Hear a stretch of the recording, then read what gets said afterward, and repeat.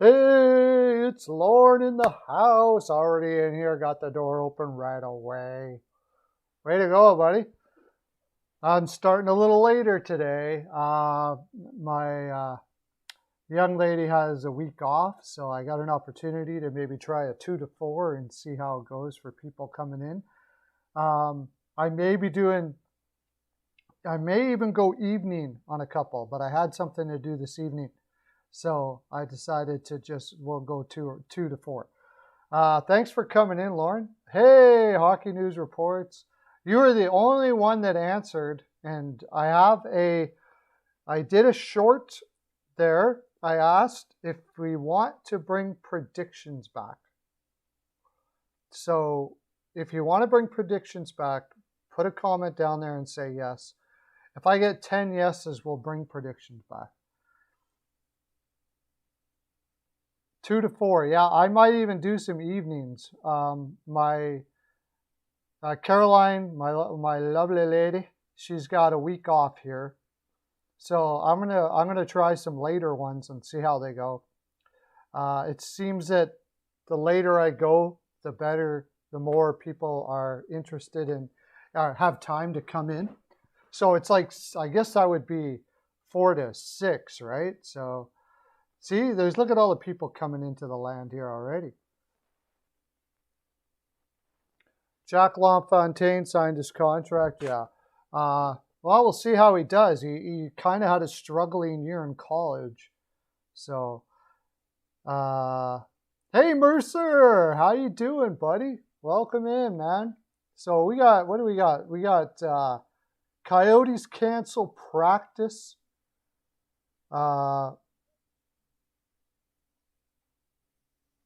Wedgwood, Chychrun, Camdenine. I thought Chychrun was already, oh no, he was injured. Strollman, Coach Andrew Turney, Corey Schwab have all been placed on COVID protocol. They canceled their practice today. So we got more COVID stuff than anything going on right now. The San Jose Sharks officially filed termination of Evander Kane's contract because he decided to go to Vancouver. Now they have to, when apparently he was on COVID protocol. So apparently the big thing about that is that he says that he had an okay from the team. So we'll see what happens, but if his contract gets canceled, he becomes a free agent and signs somewhere else, and of course he's already going to have to start his life all over again. He'll probably have to go like for virtually nothing.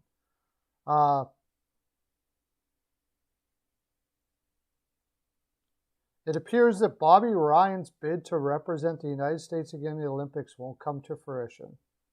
Ryan hasn't made the roster. Interestingly, that means that Ryan could potentially be on the radar for some NHL teams. If he couldn't make the Olympic roster, why would he be on the radar? Like, it sounds like it's over there, buddy. It sounds like it's over for Bobby Ryan. I did come out with the Thomas Hertl trade video, yes. Saravelli from Faceoff, Daily Faceoff, he's a pretty good insider.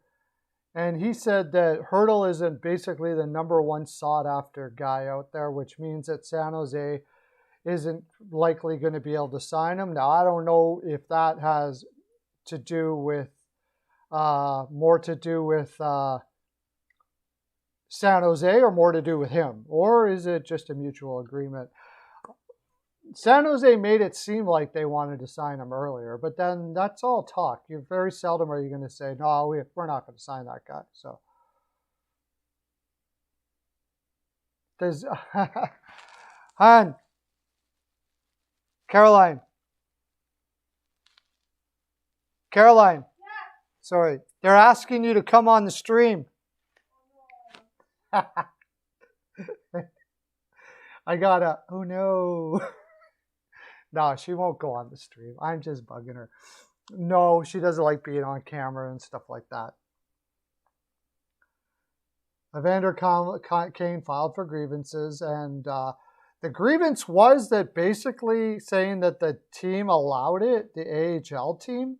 I mean, that would be absolutely devastating for if that turned out to be true, that the AHL team said it was okay for him to go to Vancouver. I think it's highly unlikely. I don't know where they're going to get that from, but I doubt that very, very much. That a team is going to say, oh, you got COVID and you want to go to Vancouver? Oh, yeah, dude, do her up, buddy. No worries. Especially to a guy who is probably supposed to be minding his P's and Q's anyways. Just don't go anywhere. She'll be the Steel. Caroline be coming sometime this week. Steel probably will be on this week, maybe.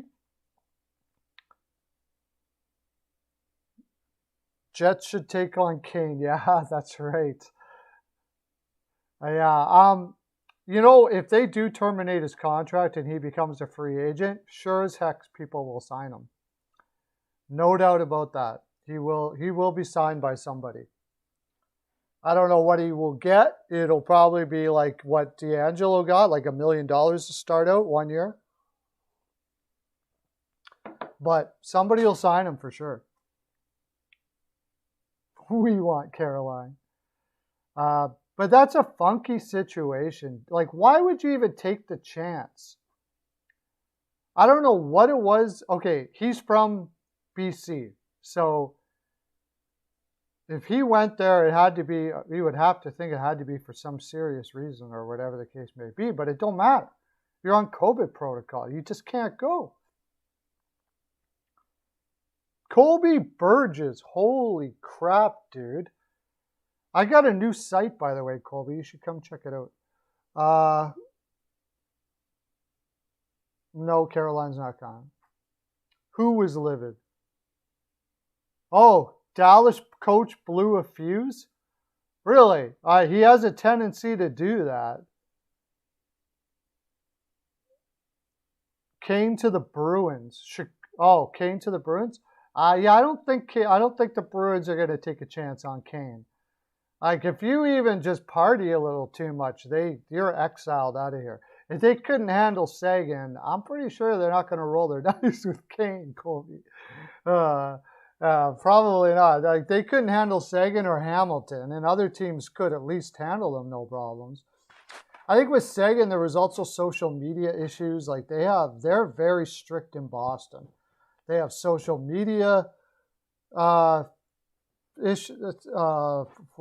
rules, I guess. They have partying rules and all that kind of stuff like that. And if you're not going to fall in line, they're going to fall out of line.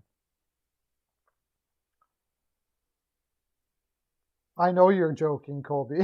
That's why I was laughing with you. I wasn't laughing at you. I know you're joking.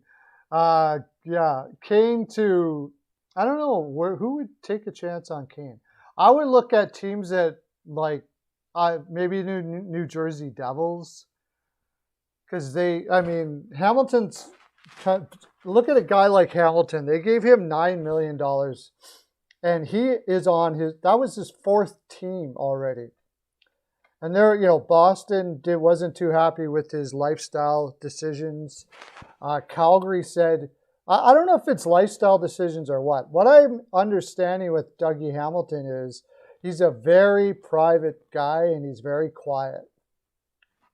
I don't know what that means, but everywhere he went, he didn't seem to fit, and they gave him $9 million. So, yeah, well, Mercer, that's a good one too. The Oilers may do that because they have, Cassian had addiction issues. I don't know if McTavish is still part of the team anymore, but he really brought in, he was helped along the way by the Edmonton Oilers. He had a drinking and driving issue and stuff like that, and they gave him a chance. They're a team that kind of does do the second chance stuff. Part of the reason why that is because they have a hard time getting free agents anyways. So for $1 million, I wouldn't be surprised if Edmonton Oilers gave him a shot at least.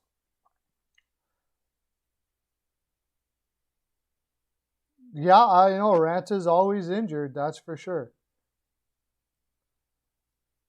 Kane to the KHL may be the case. John Weichel's in the house. That could be his only option. I doubt it, though. 30 goal scores, they'll throw everything like, oh, well, he went to rehab. He'll get another shot, almost for sure. He'll get another shot.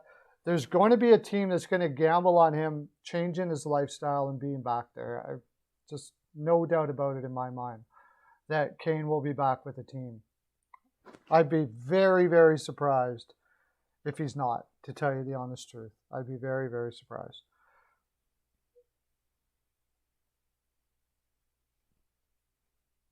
Mike, you don't need to tiptoe, hon. You don't need to tiptoe. Okay, I thought you were. If Kane goes to, he'll get murdered over there? I mean, what about that Volkov guy from LA? He's over there, and of course, he is Russian, but I mean, Toronto? I don't know. The media thing would be difficult there if Kane went to Toronto. I don't think they'd be willing to go down that road. I don't know. I could be wrong, but Montreal will do stuff like that for sure. You want to talk about people that are, I don't know if you've ever been to Montreal, but these people are like they're very, how do I explain it? They're very forgiving of people's past. Let's put it that way. They're very liberal and forgiving of people's past. And I could see Montreal. I could see Montreal giving him a shot. I personally, okay, let's do that. Would you give him a shot? I'm going to write that in the title.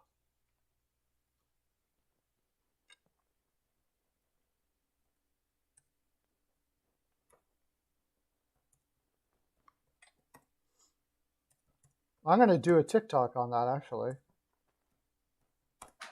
Or not a TikTok.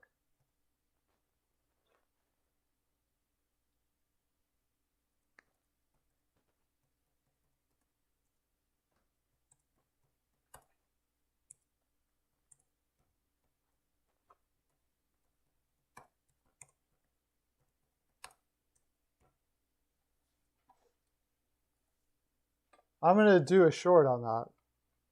So Weichel wouldn't give him a shot. Tell me out there, would you give Buffa Slug? Would you give Evander Kane a shot? Colby, Lauren, would you give him a shot on your team if you had a chance, if you had to make the decision? Would you give Evander Kane a shot?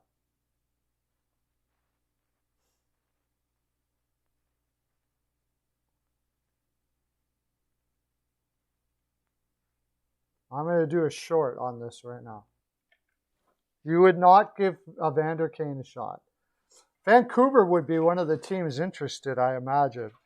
And then they would go and trade another forward so they have cap room. And that seems to be, Besser seems to be giving him a hard time for what he's going to make.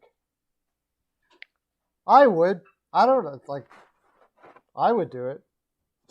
$1 million. I was the same guy that would give D'Angelo.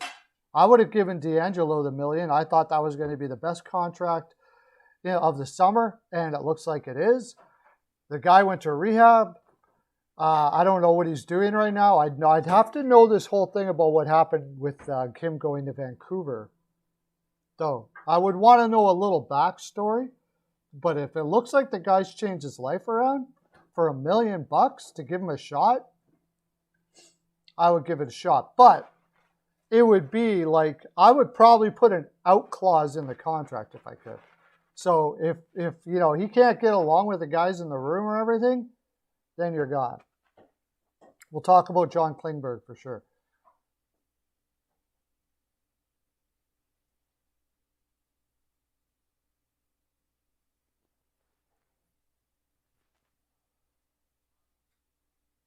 I don't know if the Flames would give him a shot. Sens, possibly. I'm just talking about like the type of people, type of team they have there. The Canucks, I think, would, because he's from Vancouver. I don't think the Leafs would, though.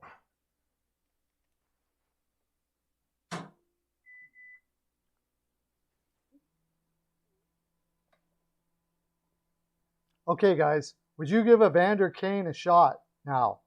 If he gets bought out, his contract, if it gets terminated, would you want Evander Kane for $1 million for 1 year on your team? Doing my live stream right now.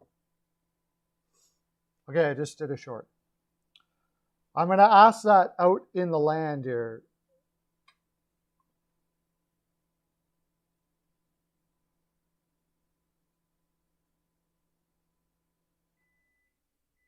I'm going to look up that Klingberg thing, and we're going to talk about that. It's a very weird thing, too.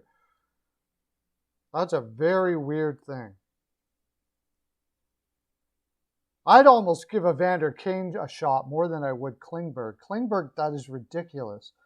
You're on the last year of your contract, and you're having trouble getting signed. So you're going to ask for a trade in the middle of the season? You're going to be, he's going to be a free agent at the end of the year. Just don't sign anything with the team and become a free agent. Why would you ask for a trade now?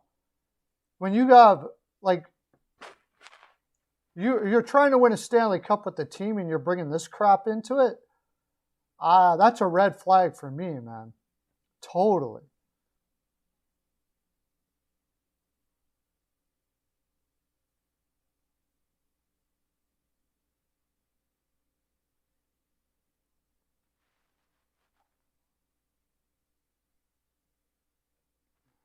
You know what I mean? What would be the most incompatible team for him to go to? I think Boston. I think Boston, with the way their attitude has been towards people that party and stuff like that, I think they would just go far away from that. But on the same note, like on the roster-wise, it would be great. So what other one would be incompatible? See, Washington seems like they're a fair. Washington Capitals is a team that might be able to give them a shot. Look what they did with the cocaine issue with what's his name? I always forget his name. Kuznetsov and stuff like that. So I would say that is a good one.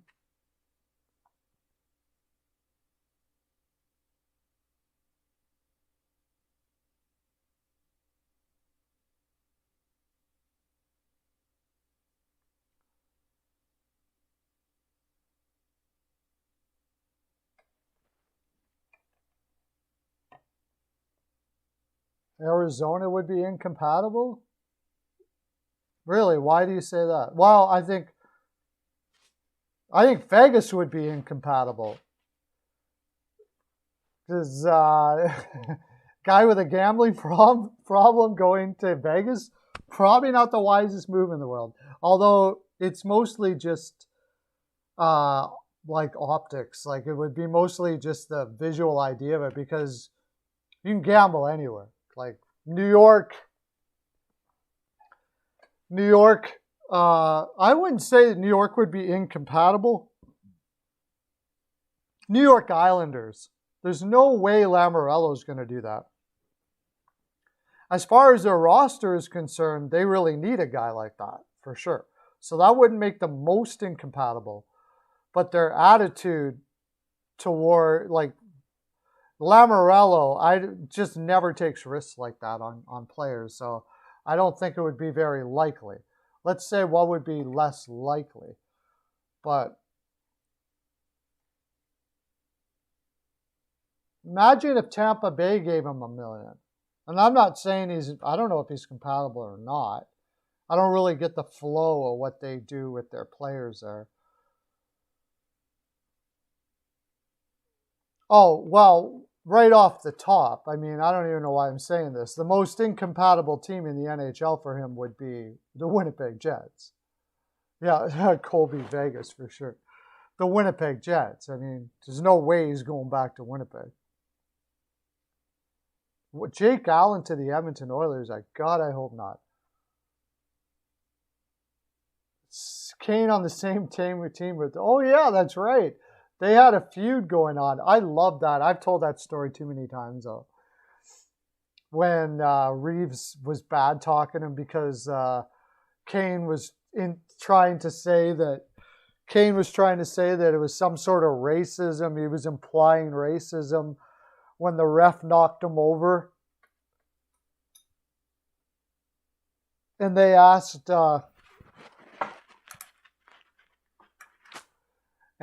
Reeves about it, and he said, no, like right away, before even the announcer got it out. What do you think about Kane and the comments about the ref? And he didn't even finish it. And Reeves was like, no, it has nothing to do with racism. He's weak. That's all it is. He's weak. He got beat up by a ref. He's weak. That's the problem. It has nothing to do with it. I freaking loved it. That was just classic.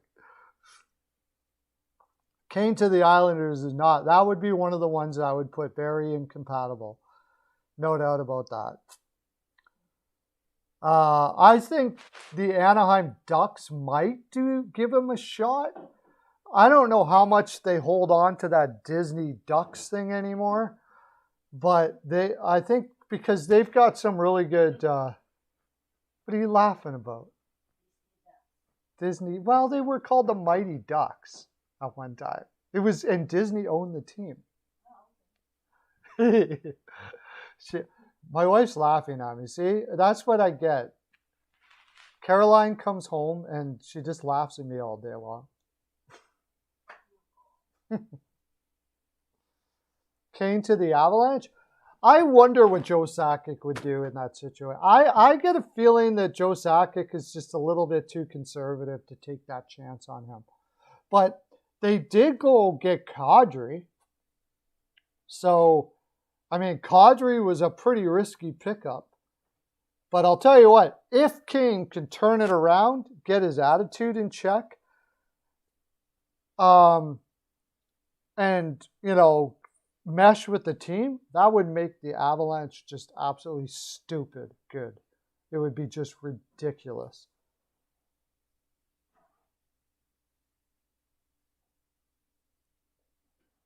Reaching out to Buff, really? St. Louis Blues will sign Kane. Maybe. I mean, they got a lot of forwards. I don't know if they need to take that chance. It is an if, yep. But you give the guy $1 million and you see. You give him $1 million. You set parameters on what he can and can't do. And you see what happens. If he's a disturbance in the room, you give him an out. I would set up the contract. The other thing is there's going to be a team that won't do this probably. So I probably wouldn't be able to get it. Basically, just like anybody that gets hired by a company here in Canada anyways, I don't know how it is in the United States, the first 3 or 4 months they can fire you for any reason. They don't even have to tell you what it is. Basically, I would set up a contract like that. The first, however amount, maybe even the first year, they can terminate the contract for any reason and they don't even have to tell you what it is. You just buy, that's it. So you're getting your foot in the door, you get an opportunity, and if you make it through the year, then we'll work out a longer contract. That's what I would do. But I have a feeling there's a team out there that will say, we'll just give you a year. The problem with that is, the main problem with Evander Kane, to tell you the honest truth to me, is not the gambling, not all that kind of stuff like that. It's the fact that his teammates all wanted him gone. That's the problem. So he's going to have to be never late for practice. All of those professionalism things that you put in the contract. And if he is, he's out.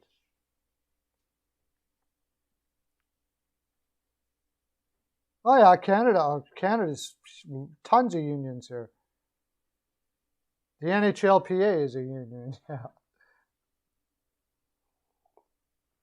Canada has tons of unions here. More in the East than in the West. There's a lot less union companies. But like up in northern Canada where the oil fields are, it's all union. All union.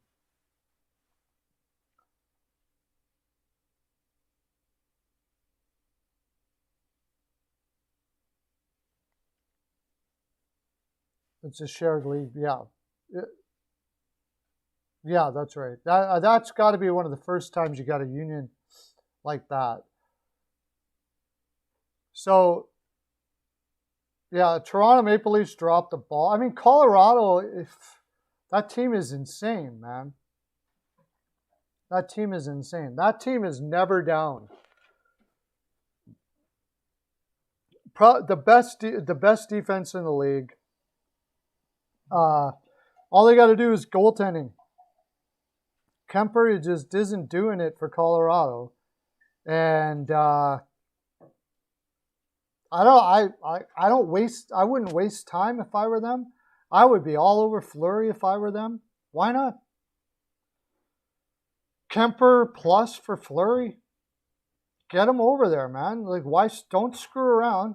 As long as Fleury's willing to go over there, you throw Fleury in Colorado, and I don't know. I don't see how any team's beating them, to tell you the honest truth. That team is just ridiculous. And talking about that, the Vegas-Chicago game, man, I'm so mad at myself. Sometimes I get mad at myself at picks because in the back of my mind, I was thinking, you know how much of a Fleury fan I am. Fleury is never going to lose that game. I also thought this is for Vegas-Chicago. I also thought in my head that it almost always happens that if a goaltender goes back to their old team, especially one that was liked like Fleury, he's not washed up. Have you been watching him in Chicago, Lauren? Guy's been freaking awesome. Chicago's defense has been absolutely brutal. Better lately, but still brutal.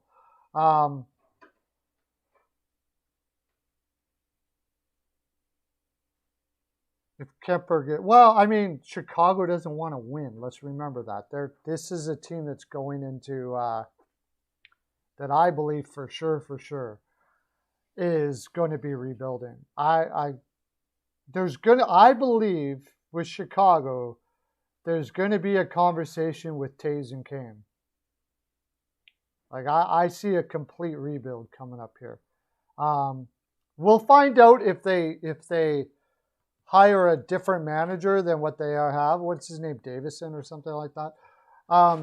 But that manager said that he has a different philosophy than the previous management. Now, what does that mean? Does that mean that they're going to just start grabbing free agents and becoming a good team? I hope not, because Chicago is not even close to ready for that. So I think that had more to do with the fact that he's not going to pretend that he's rebuilding. He's going to be outright and honest with the players, and he's going to say, look, you know what, we're rebuilding here.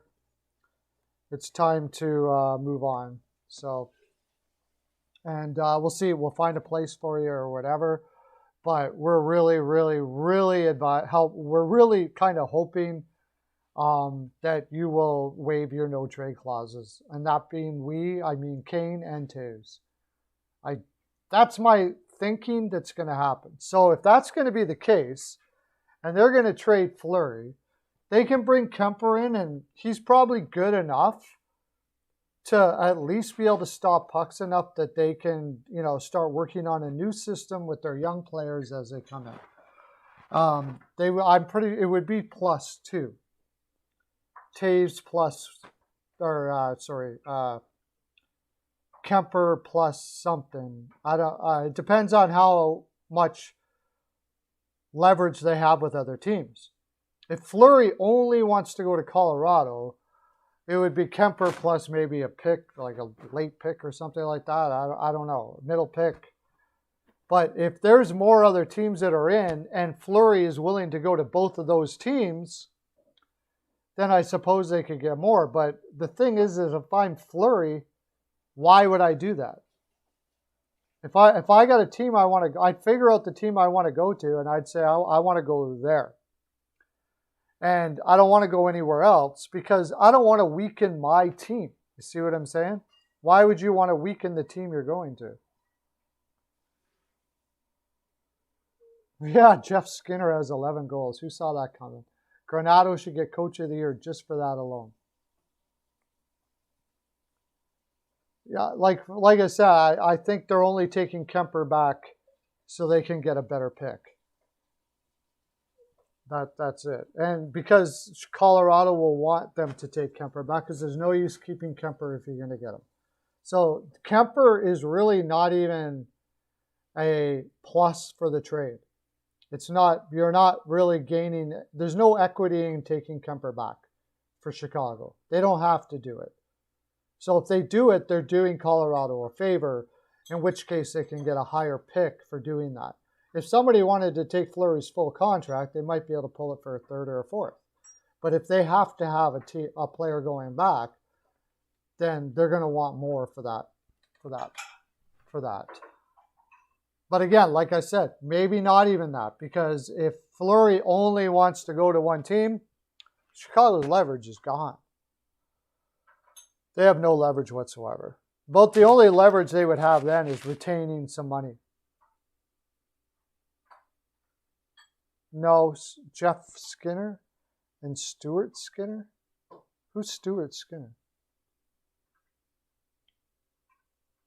Oh, in Edmonton. No, I don't think so. No, I'm pretty sure they're not.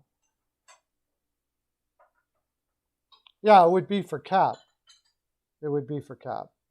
So if you got to take a player back for cap, you might be able to pull a little leverage and say, you know, we'll do that. But Chicago's going to be in a bad spot because there's no way they're going to keep Fleury if they've already asked him to waive. So as soon as they ask him to waive, he can just say, I only want to go to one team, and then they have no leverage, so they're not going to get much back.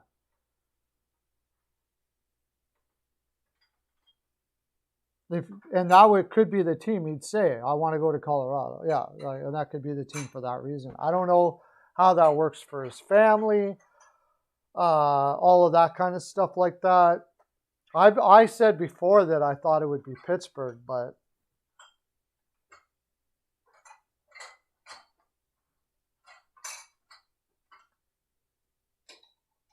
the Leafs, I don't know. They got so little cap space. I think they'll be looking for defense and stuff like that. So anyways, besides Fleury, if I'm Washington, I'm on the phone. I'm on the phone if I'm Washington for sure. And I think Washington would be willing to give him one of the better packages.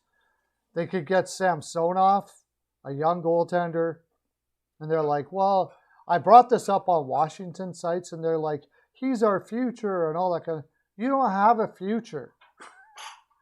Stop it with the future stuff. You're in win now for the next 2 years. There's no use keeping Samsonov. You'll just have to find another goaltender when Fleury is gone. Capitals have a chance with a guy like Fleury. I don't believe they have a chance for a cup with Samsonov. I don't believe it. It's just, he's 23, 24. How old is he?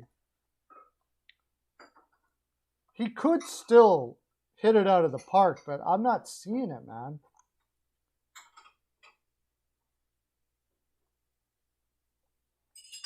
So a team like Chicago could be patient and see how it works out for Samsonov. He's got the talent, but he just hasn't been able to put it together again. He's 24, so he's still got a couple of years. I mean, he could still be an extremely good goaltender, no doubt about it.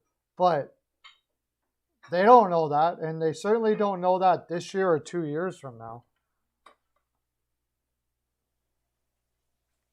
If I'm Washington, I'm going all over that.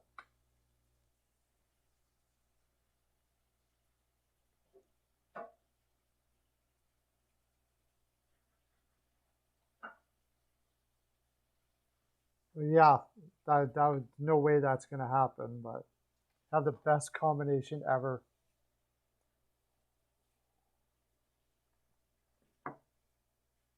Patrick Waugh going back to Montreal.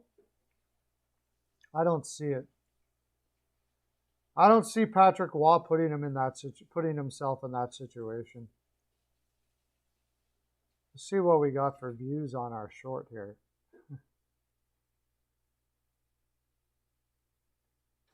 Oh, I did it again. I put the short on the wrong freaking channel.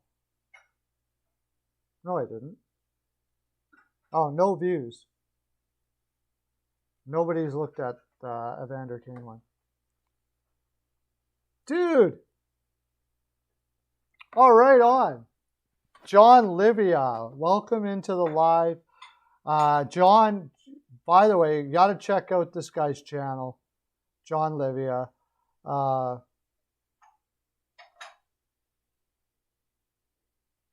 He just did. He's doing a lot of bodybuilder stuff, and he just did another one with a bodybuilder who he's freaking that. What's his name? And excuse me, I'm not into bodybuilding necessarily, although I do go to the gym a lot. No worries. I'm going to be doing a collaboration with John Livia tonight. Go check out his channel. Sub yourself up. Serious and Silliness podcast. Yes. Check it out. Serious and Silliness podcast. I'm going to be doing a collab with him. It's not going to be hockey related. It's going to be about all kinds of other stuff. But that guy you had on last time, he was like 6th or in Worlds anyways. He had some addiction issues that he got over and stuff like that. It was pretty cool. I myself have had that same issue, so that was great. I love his work. I really recommend you check it out. You're going to be hearing about this guy down the road. You might as well sub up now so you can say, I was on John Livia. I was on John Livia's sub when he was just whatever there was, because this guy's going to be big, man. He's going to be big for sure. Excellent. So yeah, we'll see how that goes tonight, man. Mark Bergevin hired by the Kings. Thanks for that. Bob Saget. Yeah, I love Bob Saget. He was freaking hilarious. I gotta post some comedy stuff on him for him. I'm a huge stand-up comedy guy. So Mark Bergevin got a job. Yeah, working for LA.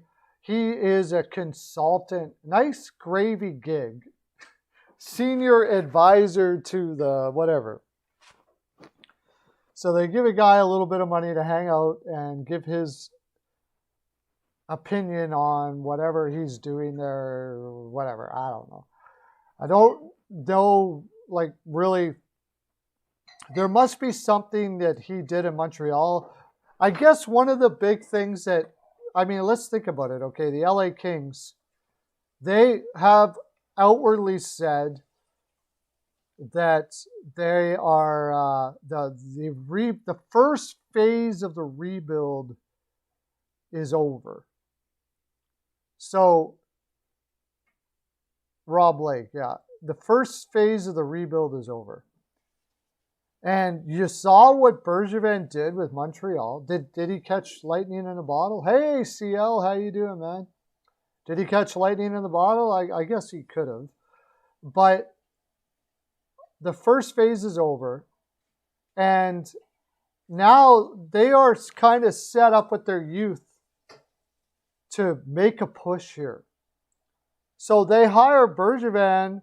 The hiring of Bergevin, to me, tells me more about where LA is going than anything.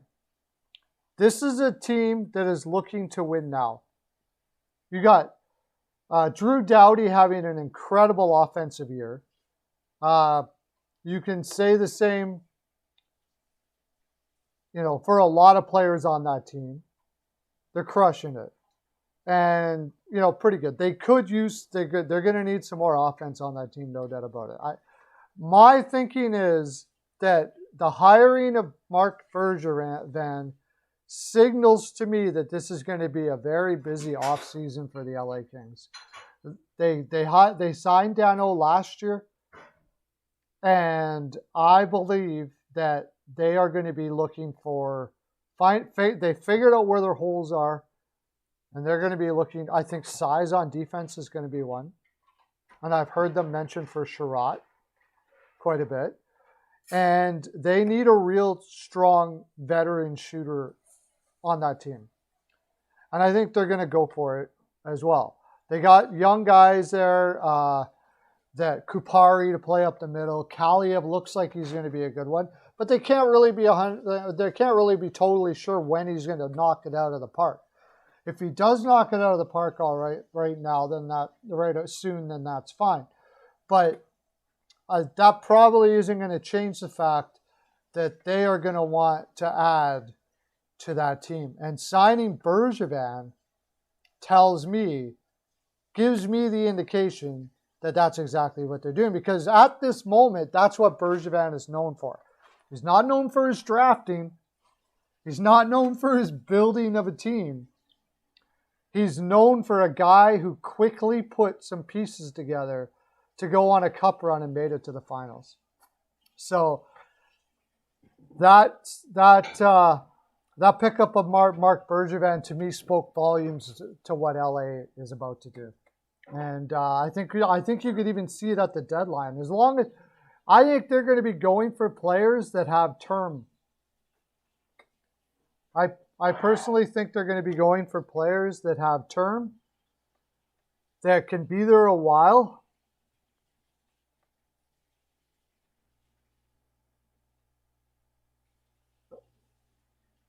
Oh, I got 2 people that want to bring back the prediction show. I need 10 yeses on that. By the way, if any of you want the prediction show back, where we do predictions, you guys predict the score and all that stuff like that, go. I did a short. You go on my into my shorts on my channel. Say yes or whatever. I get 10 yeses. It's back. Okay. I got 2 so far. So, anyways, I think that's what LA is doing. And I'm going to bring you guys up here so I can see you.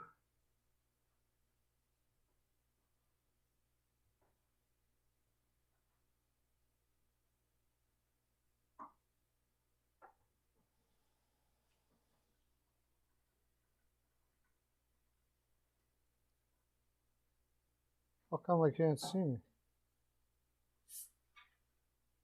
What the heck?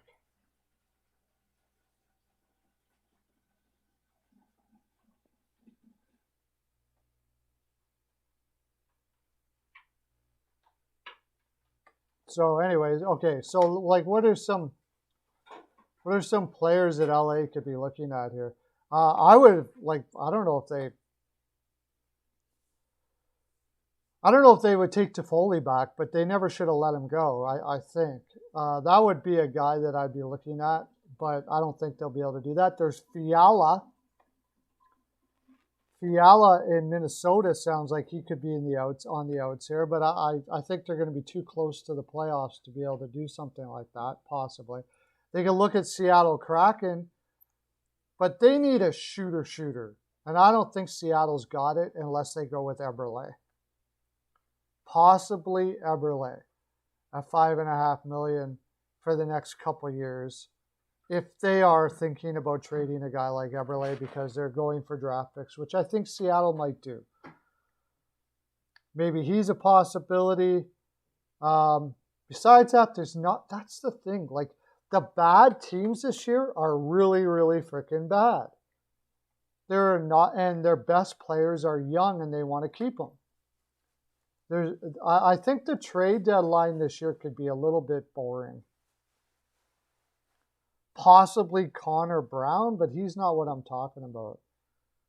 Laine, we talked about that last time. Doesn't really have term, but you can sign him to a contract.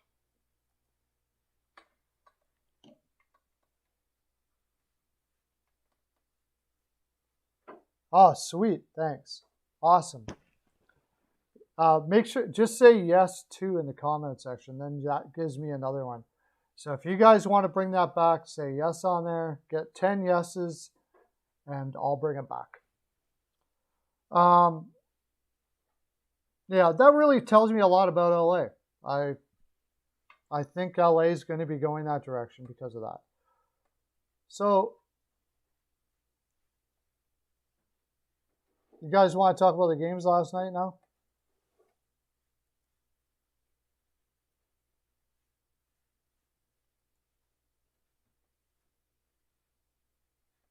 Actually,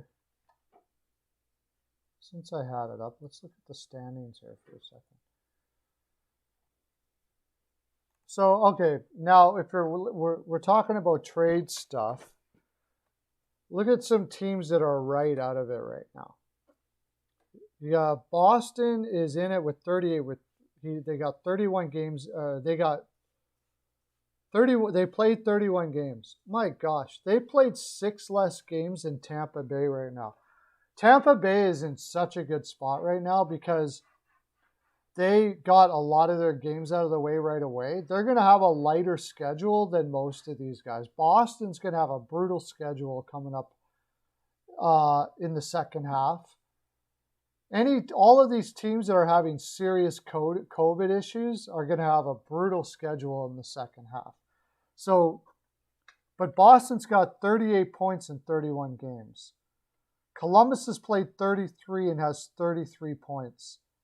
They're 5 games back with 2 games in hand on the Boston Bruins, Columbus. I think they're almost out of it now.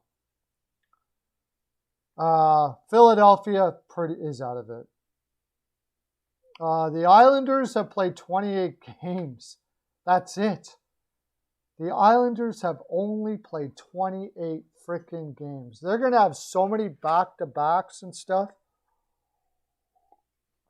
I mean, even if they do get better as a team, it's going to be a ridiculous chore for them to get back in it again. I wouldn't say they're out, but because they've got a lot of games in hand, but it's going to be quite the uphill battle for sure, no doubt about it. The question with the Islanders, are they going to sell off at the deadline? And I don't think they are. I think they're just going to chalk this up as a bad luck season and move on. Buffalo is out of it for sure. Ottawa and Montreal are definitely out of it. So, for a team like LA, you got Buffalo doesn't really give you all that much to choose from. There isn't really a shooter there. I don't think the Islanders are going to give anybody up. New Jersey, they need shooters. They're not going to give them up.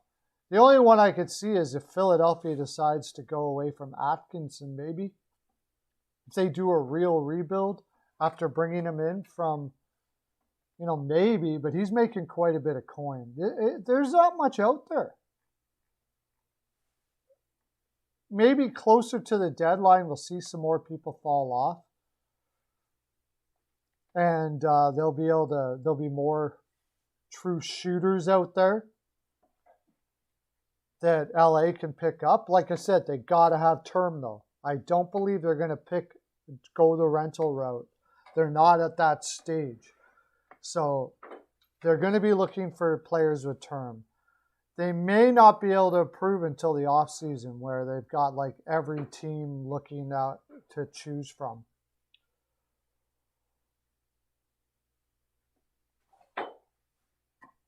But I was going to look at last night's games. Because we only had 2, right? I went 2-0 last night. The Islanders are dead as a doornail, Lauren. Yeah, could be. They could be. What the heck was last night?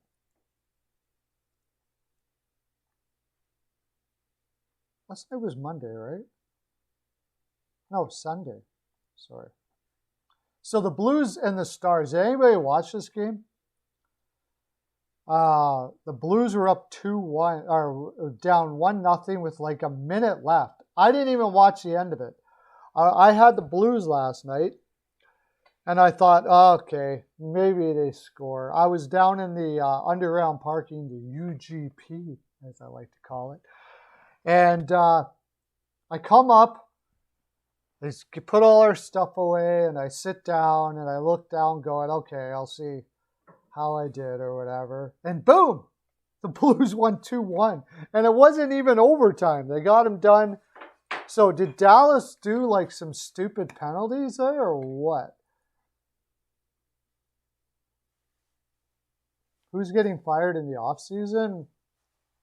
If the Oilers miss the playoffs, tip it before it's all over. I don't know who else. Well, I mean, you can, for a lot, fighting hard to suck. Yeah, for sure.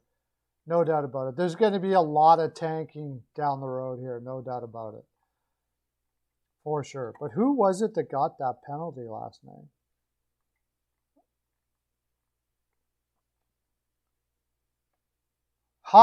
Hakanpää. Oh my gosh.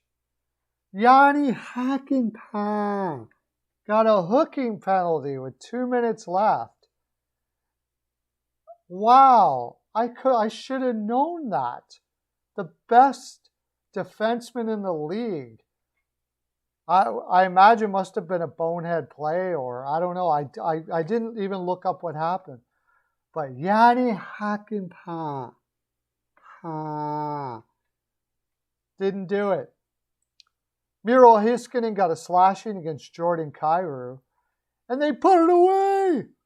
Ryan O'Reilly pots one on the power play for Hakanpää, and from Krug and Kyrou. And Kyrou, what? Talk about on fire, man. Holy crap, 28 points, 14 goals. This guy is doing some like Johnny Gaudreau stuff out there. He gets the puck and like it's quite obvious that Yeo is gone. In the offseason, yeah. Yeo is gone in the offseason for sure. You guys talk down there. I'll jump in on that. But who wasn't it you, Lauren, that said that you're not convinced with Berube yet? I don't know. Does Berube have anything to do with how Jordan Kyrou's playing this year? I think if you asked Jordan, he would say yes. The guy's a beast. Absolute freaking beast. Jordan Kyrou is insane. Incredibly fun to watch. I don't know what his upside is now. I did not see this coming. I mean, I liked his talent, but it didn't seem like he was going to get there. And finally, he just now has the confidence that he's actually doing things that most coaches would not allow a player to do. He's doing a lot of one-on-one stuff. He's ragging it in the neutral zone and taking shots with two guys in front of him. I don't know. He's getting a lot out of Kyrou. I mean, Brindamore is also known to crap on his players pretty good, but he's so respected in many other ways. You got to have that. If you're going to crap on players, you better be respected. I don't think Keefe is going to get fired now. What was I looking at here? And I didn't even have the St. Louis Blues in there, man. If you remember, and I certainly do, I had the St. Louis Blues missing the playoffs this year. Well, that ain't happening, man. This team is freaking flying.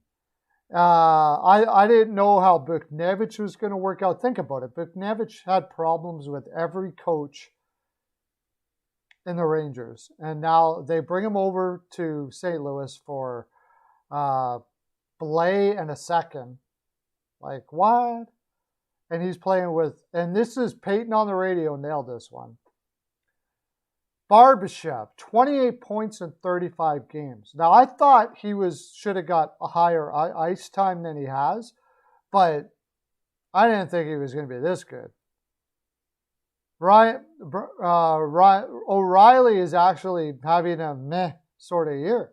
22 points in 32 games. But And Braden Shen had injury issues, so he's only got 12 and 22. But Robert Thomas, career year. Jordan Kyrou, 14 points, 22 assists, 36 points in 32 games for Jordan Kyrou. Saad is doing what Saad does. And David Perron is always in there for the 30 goals. But that line is freaking thick, man. That forward group is thick. Where I thought they were going to hurt was on defense. And certainly offensively, they're not. Krug is getting his normal, 40 to 50 points. Falk is about 40 points. But this team is playing better defensively than I thought they would. And Niko Mikkola is playing absolutely fantastic. Colton Parayko came back from his injury, looking better than ever. This team is stacked, dude.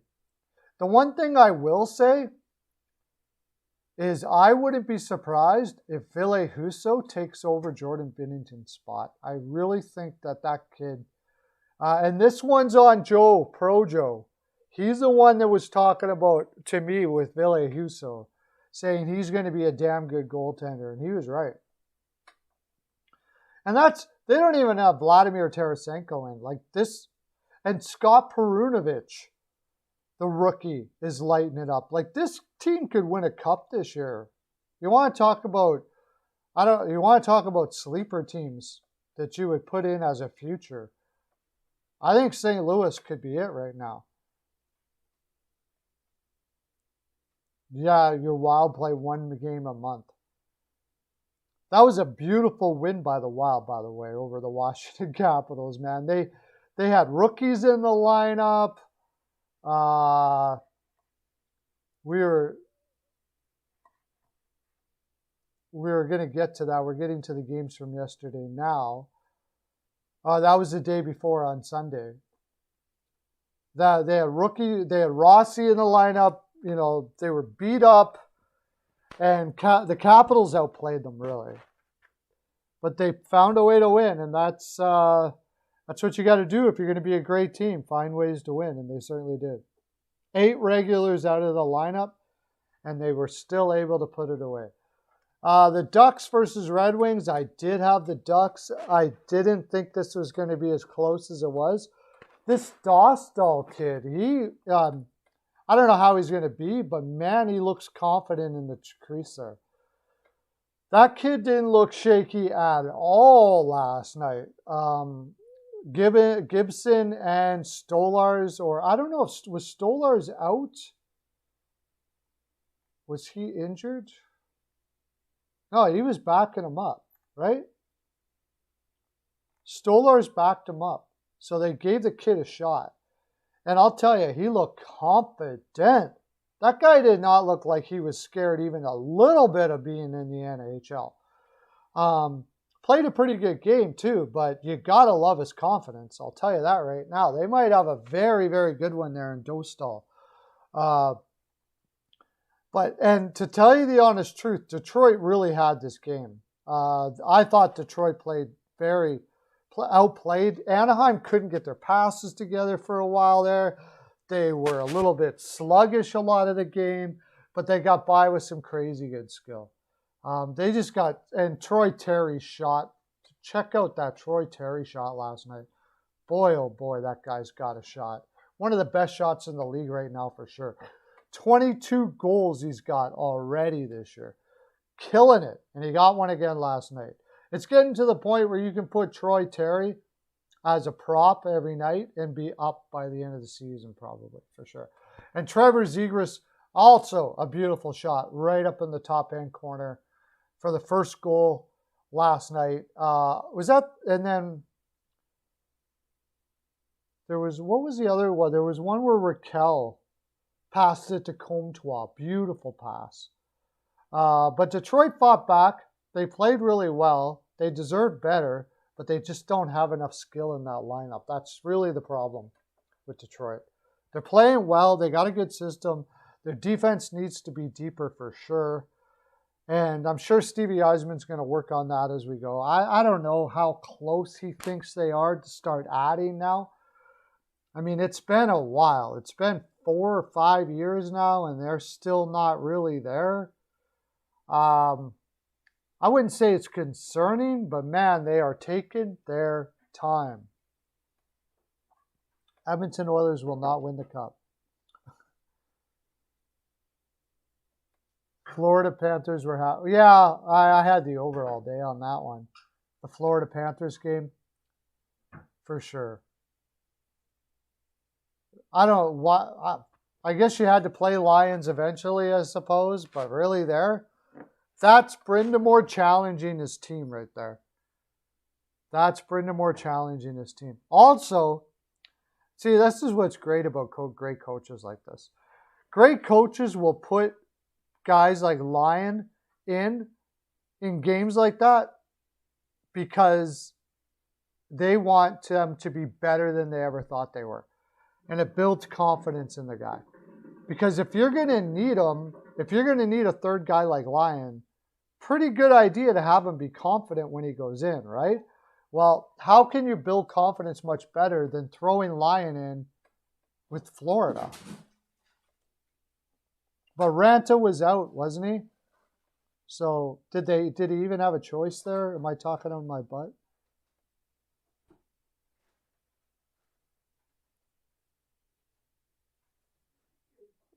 When within 13 years, maybe. I don't know if they keep on picking up players like Keith and crap like they're doing. Never, ever. If they keep on going the way they are, building the roster the way they are, McDavid will do an Eichel, and I wouldn't blame him a bit. Not the way it's going. I agree with you, Swerve. The way it's going, I totally agree with you. The owner there has to just choke it back one more time. Go to build a committee of people to hire a good, progressive general manager that doesn't think things back in 1990. You know, they got analytics guy. Fill it up with analytics. Throw your garbage eye test nonsense general managers that have love affairs with old guys like Keith and crap. Throw them out. We don't need them. It's not doing us any favors at all. Get some analytics and work on a system. Work on a way to sell Edmonton to people. You know, don't like, I hear the excuse all the time. Edmonton, nobody wants to play in Edmonton. Well, sell the damn place then. Find a way to sell it. You got McDavid, for the love of God. You know what I mean? Like, anyways, there's my rant.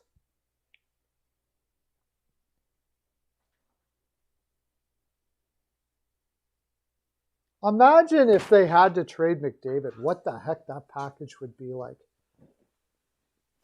The worst part about it is if they had to trade him, he's got a no trade clause. He would go to wherever he wants to go. He wouldn't be able to go to Toronto, and I imagine he would want to go from there because he's from Ontario. I gotta change the title to my live here too.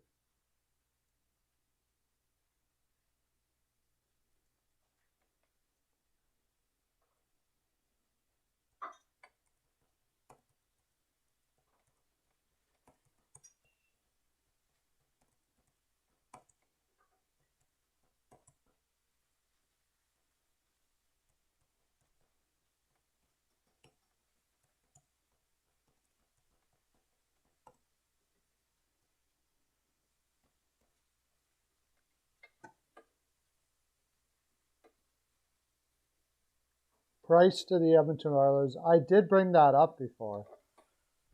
I don't know how that would work, but it's possible that Price made, because it's close to BC, I guess, 12 hours away, maybe. But what deal? Who are you giving up for that?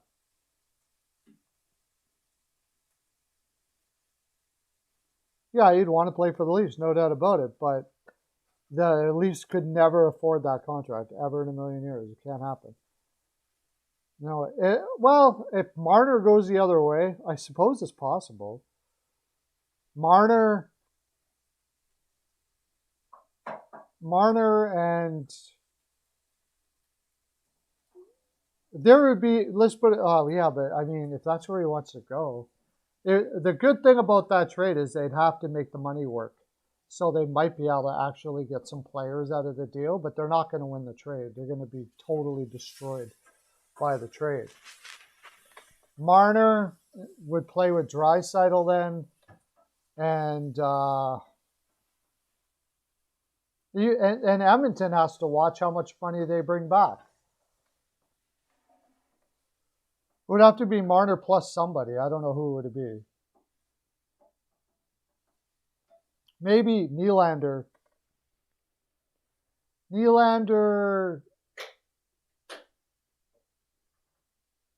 What's their top three going to be? That would be, you'd have Matthew. You couldn't have Tavares anymore. You couldn't have Tavares if that was the case, unless you're going to play Tavares on the wing. And Tavares would have to okay the deal. He's got an ironclad no trade clause. I doubt he's going to want to go back to Edmonton, so that ain't happening. You'd have to play him on the wing. Like, it would be almost impossible trade. It would be almost impossible. But maybe look somewhere in that eastern area. The Boston Bruins. Yeah, the only thing is that money. Like, the Edmonton Oilers are bringing back $20 million in contract. They're not going to give any more than McDavid. They're going to bring back $20 million in contract in a Marner Nylander trade. So that's not going to work. You know, they got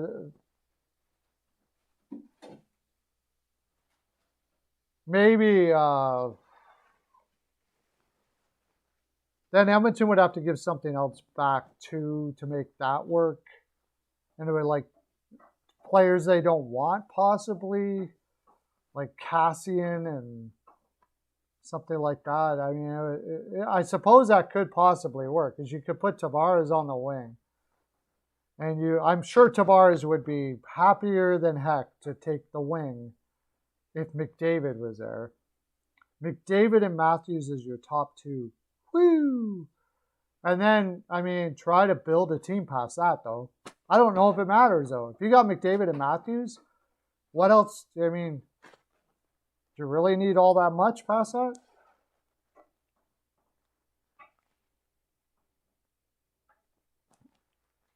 Yeah, something like that. Aho, Slavin, Anderson, Jarvis, yeah. And Carolina would still win the trade.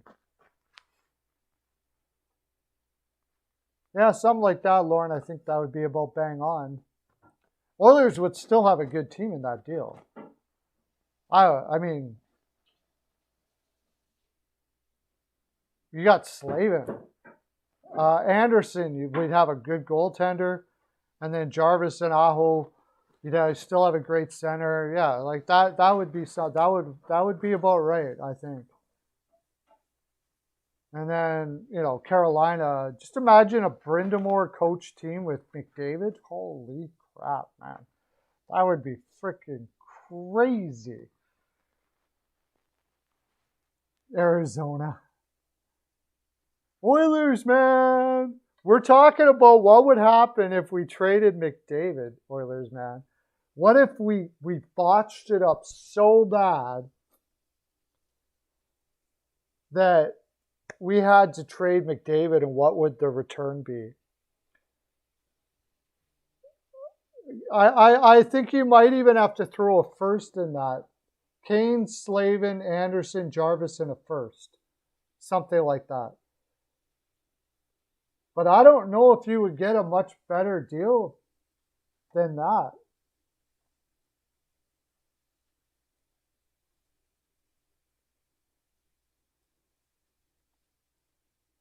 Oh, look at Mercer. Horvat, Peterson, and Miller. You'd be stacked up the middle. Play Draisaitl on the wing with Peterson.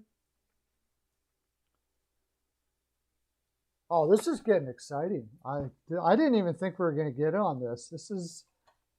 This would be absolutely crazy. Nietzsche and Svechnikov with McDavid. Oh my God.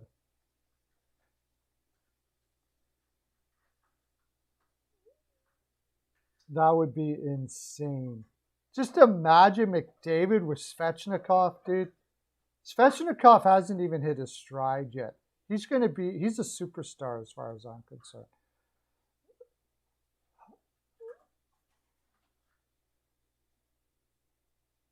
Svechnikov's only 21 years old. He's already a point-a-game player, playing with Vinny Trocheck. If you played Svechnikov with McDavid, that guy's potting 50 for sure.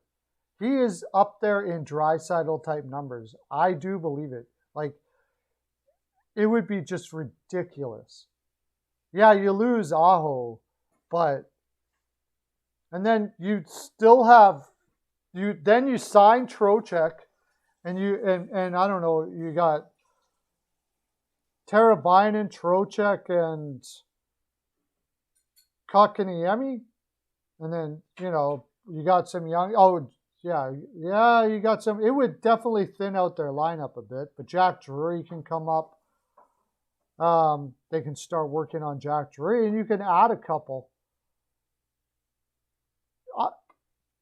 Forget about the fact that I'm a huge Oilers fan, and I would hate to see this deal because I'm an Oilers fan. But being a fan of the league, I actually wouldn't mind that deal at all. Imagine how great it would be for Carolina to have a player from like McDavid.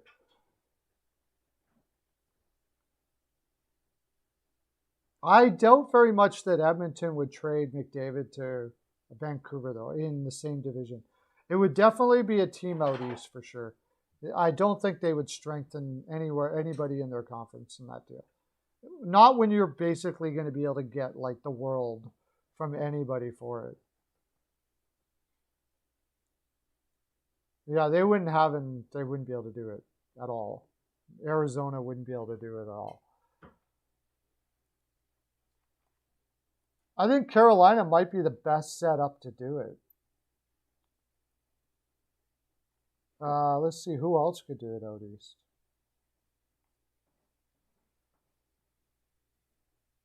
I mean, every team would be trying. There's no doubt about that. It's just only certain teams have the depth to be able to do that deal. The Detroit Red Wings, I'm sure would give up their first the next year. I'm sure they would, for sure. Dylan Larkin, bye-bye. See you. Like you and everything. Dylan Larkin, you'd want Raymond Lucas, though, right? Larkin, Lucas, and a first. Larkin, Lucas, and their first next year. For McDavid. I'm sure they do it. They don't even think about it, they do it. The only person that they would try their best not to have part of that deal is Moritz Seider. And that's the kind of thing I'd want. Raymond and Seider, and a first or something like that. Would they do that, I wonder? Raymond, Seider, and a first. Because I think Seider's got is a Norris level defenseman. The guy's got 23 points in 36 games. He's a 20-year-old. He's 6'3", 208. Like, this guy's heading towards Hedman type levels. That would be freaking amazing. The more I think about it, it might actually make Edmonton a better team in the long run. I don't know.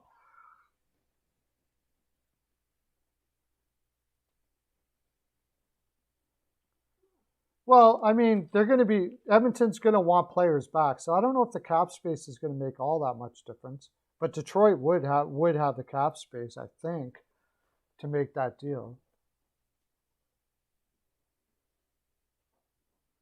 Oh, I know. That's the thing. I mean, any deal like that, you're getting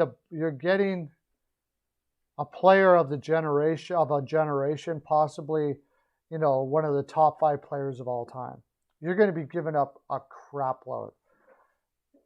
In all honesty, I can almost say that it may be the best move. I hate to say it, but with the return you could get back, you could have a super deep team. But it's stupid to do it. Maybe Draisaitl would be better.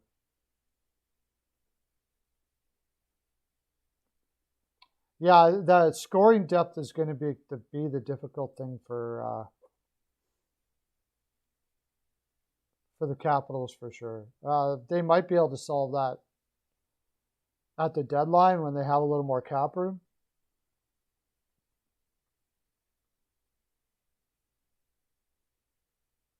Aho and Jesse, the two. If you were to do that, you'd have Jarvis. Think about this line. Like you say, okay, you lose McDavid, and that sucks. No doubt about that. But working on the deal that we just said, the Edmonton Oilers would then have a lineup of Hyman, or you could do Jarvis is the same wing though, I think, isn't he? Or sorry, Aho, Puljujärvi, and say Nugent Hopkins. That would be one of the best shutdown lines ever in the league. Not ever, but in the league. Aho, and then Jarvis, Draisaitl, and Hyman.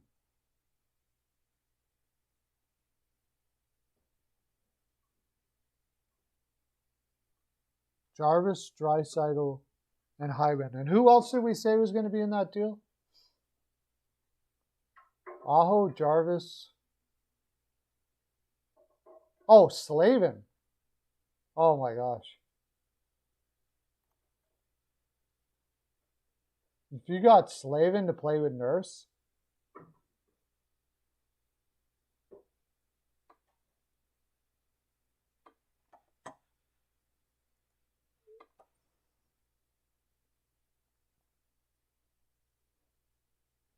oh, for sure. Slavin's our best defenseman instantly.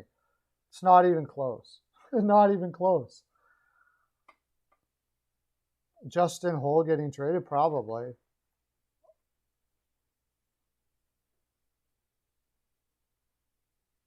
Oilers, man. McDavid? No, there's no way they're getting Mrazek back. 2024 first round? No.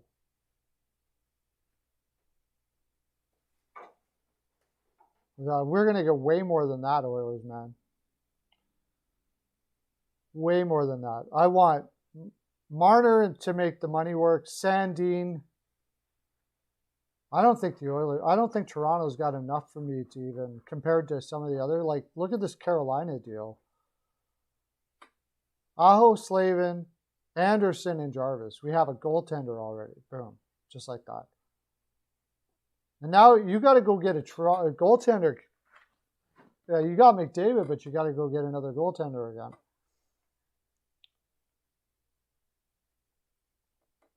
And a first-round pick. So it's going to cost teams ridiculous amounts.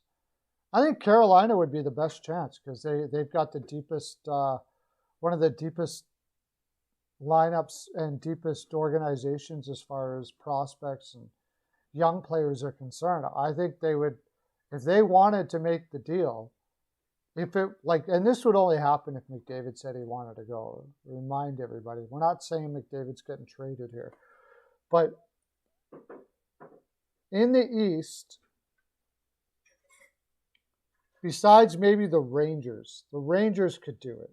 And I'm sure the Rangers would be on it. You couldn't trade Panarin because Panarin has already said, like, he's got an ironclad no trade clause. He wanted to play in New York right from the beginning. There's no way. But you would get Mika Zibanejad. It would be Mika Zibanejad. Would they have to give up Adam Fox? That's the guy you're looking at. If you're going to trade McDavid, Zibanejad, Fox, wow. They can't turn that down, right? And the problem with getting Adam Fox is Adam Fox also only wanted to play for the New York Rangers. He actually gave up, he was going to give up a significant amount of money and go back to college and become a free agent and play for the Rangers. So getting Adam Fox in that deal, those kind of things make it really tough to make a deal, even if it's for a guy like McDavid. Hey, Jeff Saint, how you doing, buddy? Thanks for coming in. Yeah, I don't think Fox could be part of it. Oh, that would be a crap load. Like, you think about it, you got Fox and Miller and Zibanejad. It's still not worth it. But man, your depth would be insane. Your depth would be crazy.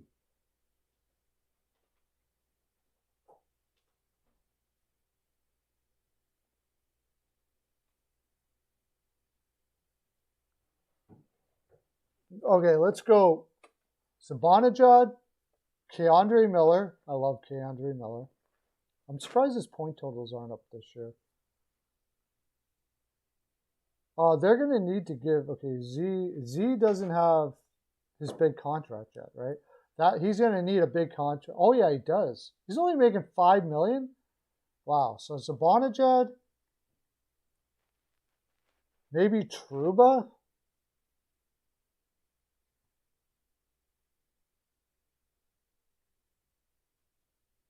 Oh, you know what? Screw it. If I'm going to give up, if I have to give up McDavid, plain and simple, I want Shesterkin. That's it. Shesterkin. Shesterkin may be the only player in the league right now that could almost have as much value as that. I wonder if the Rangers would do it. I got to trade McDavid. I have a couple teams I can go to. It's going to be a massive return. Shesterkin, man.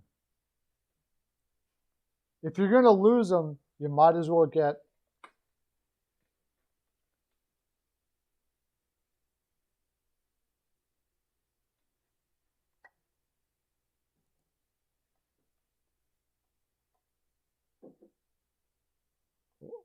what should Washington trade, Jeff Saint? We're talking about if McDavid got, like, if the Oilers did a Buffalo and were so bad that they eventually, McDavid just said, screw it, I'm done. I just don't want any part of this anymore. This is a clown show here, and it is. And he finally just got fed up and said, I want to go somewhere else. Where would he go, and what would it cost to get him? And we were talking about the New York Rangers, and I said Shesterkin. I would want Shesterkin. I'll do Shesterkin straight across. He's a goaltender, so I might even get plus. I'd want Shesterkin maybe even plus. And they're going to have to go find a goaltender, but you got McDavid to play with Panarin. Imagine McDavid and Panarin. Well, I mean, it's the same as Draisaitl, I guess.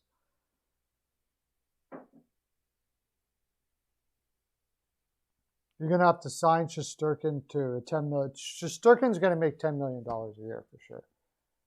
Washington trades for him. I don't know what Washington would be able to do, short of trading Ovechkin to them. But I don't even think Washington would trade Ovechkin for them, for McDavid. I don't think so. Well, Ovechkin would block the trade anyways. He's got a no movement clause. So put a package together. I don't think you can. The Oilers aren't going to want old guys like Backstrom and guys like that, so I don't see that working.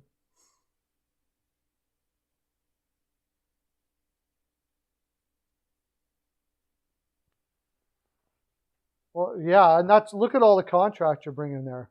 How are you gonna? That's gonna put them way over the cap mark.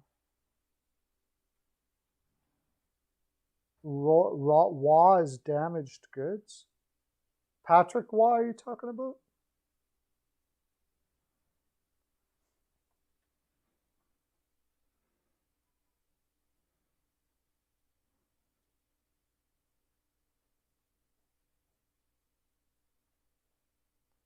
Need to have Draisaitl on a second line. Yeah, I mean, I had a deal in place when they were working out a deal with Draisaitl, and I knew the money he was going to make. I was saying trade Draisaitl then, not because I didn't like Draisaitl, not because I thought he was going to be amazing, but I'd like to go back. I can't remember what the return was going to be, but I do remember that they actually probably would have a better team right now if they did the deal that I was proposing at the time. He is definitely the best player in the world. Oh, Kyle. Oh, you're asking Kyle. He is definitely the best player in the world. You're asking Kyle about that? I'm pretty sure Kyle thinks he's the best player in the world, too. For sure. Yeah, the only problem with that deal, Kyle, is that, like you said, it's going to be way over the cap.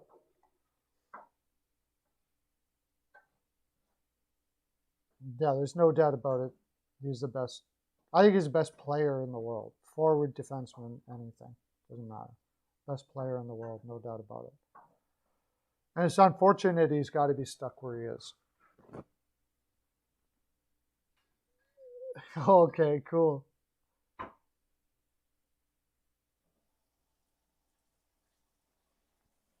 Okay, so wait, we got a half an hour left. This was fun. We'll revisit this, and you can continue doing McDavid trades down there on the bottom if you want. We probably should look at our games tonight.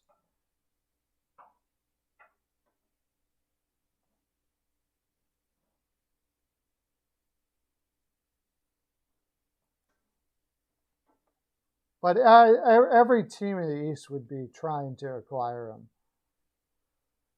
For sure, no doubt about it. Like, every team would be on the phone, just giving up whatever. Like, the Buffalo Sabres would probably give up their next 3 first-round picks. And think about that. Okay, let's start. Like, the Buffalo Sabres, if they offered their next 3 first-round picks,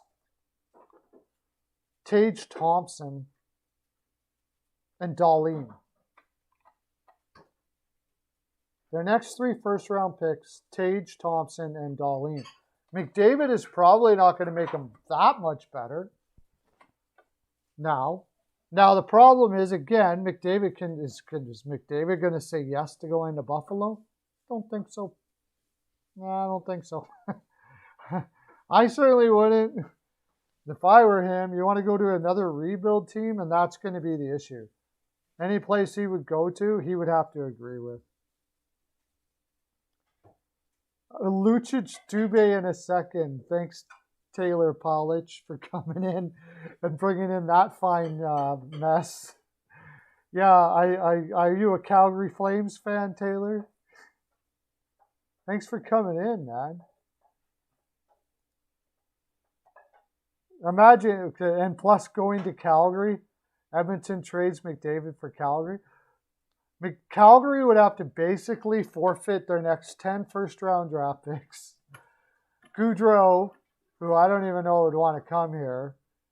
Their whole team. They would just have to build around him with no draft picks to have any of a chance. And then McDavid would have to agree to the trade too. So, but that's funny. I know you're not being serious, Taylor Pollich. No, I'm pretty sure that Taylor's not being serious there. Taylor Pollich. Welcome to the live. You get a Pearlo dance specifically for you. This is just for you, Taylor Pollich. I know. In fact, you know what I haven't did in a long time? Taylor Pollich, give me a color. I'm going to send you some pearls. I haven't been sending out pearls in a very long time.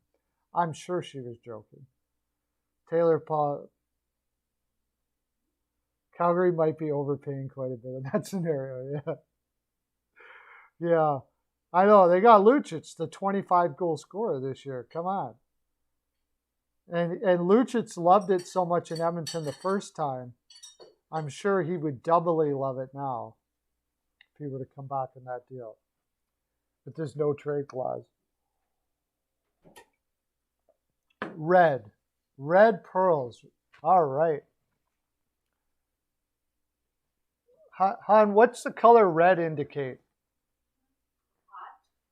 No, but no, there's other things too, right? Like everything has an energy. No, I don't know. You don't know about red? That's the only thing I know. Isn't it desire or something like that? Oh, okay.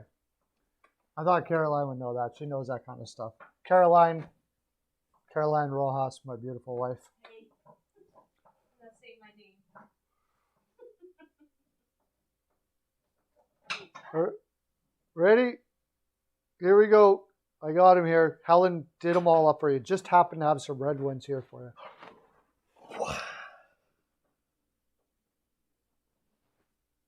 Woo!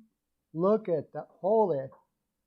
They look cool on the snow background, don't you think? Anyways, they should be in your environment. Where are you from? You don't need to tell me exactly where you're from, but what area are you from, Taylor Pollich? I don't need to know your digits or anything like that.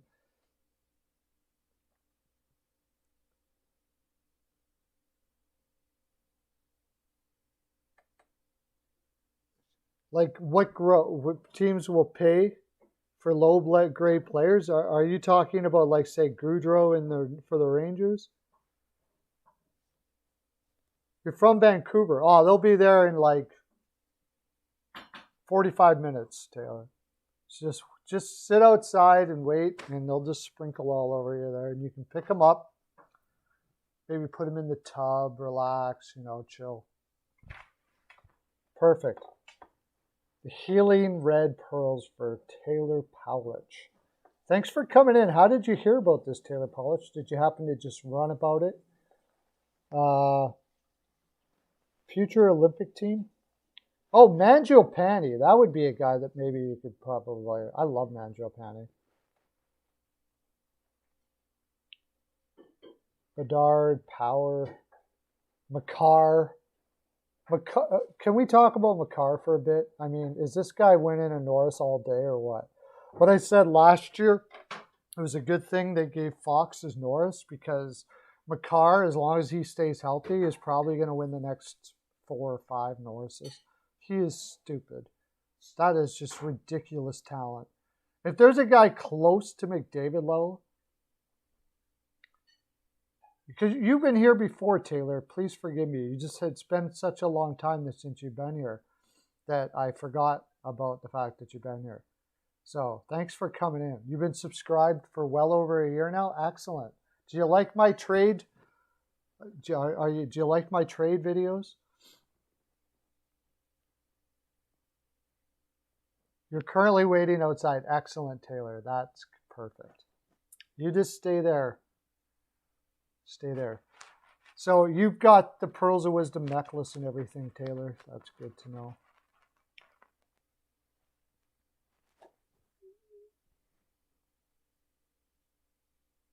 I don't think he's going to be better than McDavid.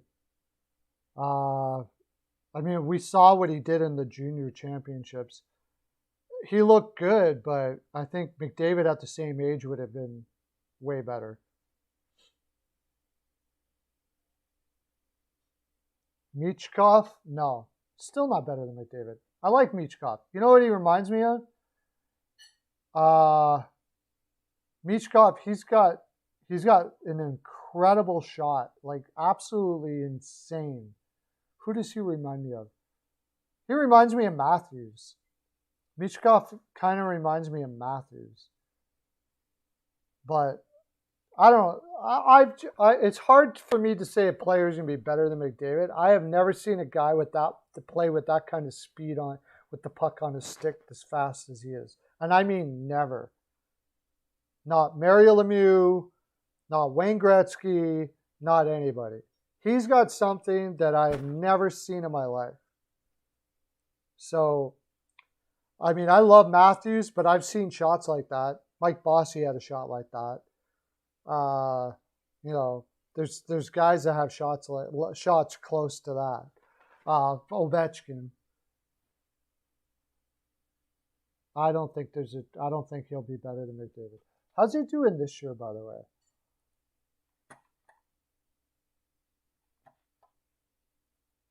We will see. And if he's better, I'll celebrate you like a son of a gun, Mr. Lauren. You know how I am. If he is better than McDavid, I'll be like, Lauren, you're gonna every time we talk about Bedard, I'll say, Lauren, nailed it. Bedard was better than McDavid. I think he could be Crosby-ish, maybe. Maybe Crosby-ish. I don't know. But I was gonna look at what he's doing this year. I know he hasn't put up the greatest numbers in junior this year. And a lot of that could have to do with the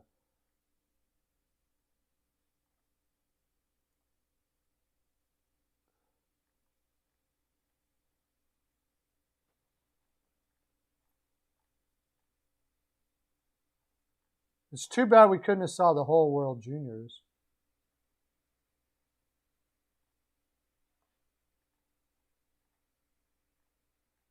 Where the heck is his stats?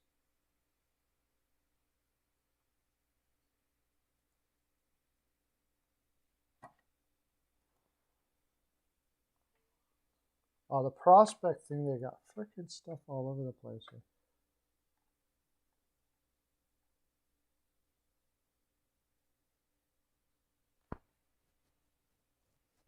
Under 15 WSI. What the heck? Where is his main stats? Okay. No. 2018. There we go. See, in the Western, in WHL, he's only got 28 points in 25 games this year. Now, the year before, he had almost two points a game. So, but this year, he's fallen off a bit. Now, I'm not saying, I mean, there could be a lot of reasons for that, but I'm pretty sure.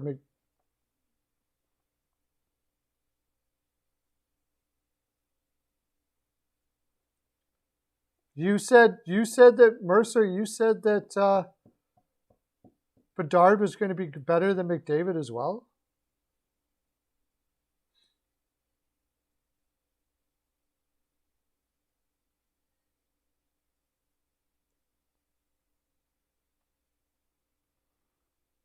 Oh, it was Mercer that said that.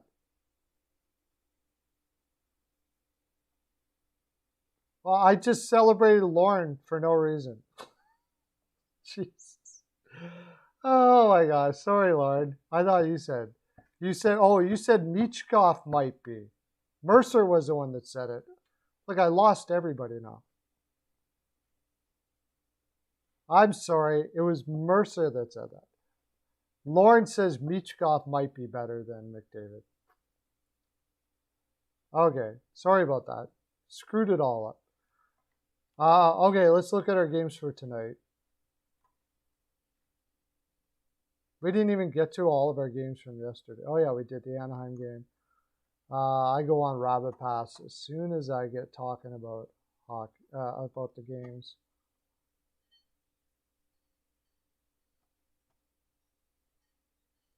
Games for tonight.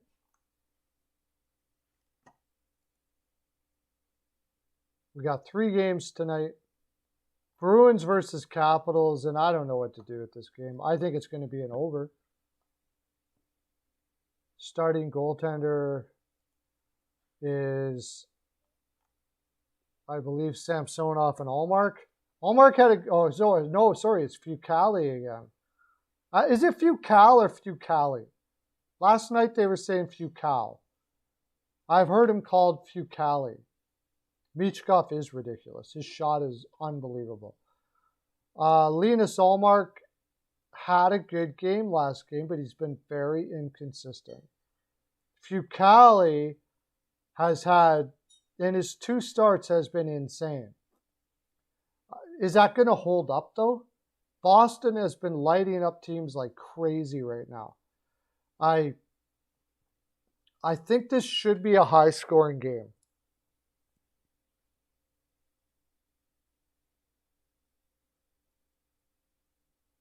I think this should be a high-scoring game.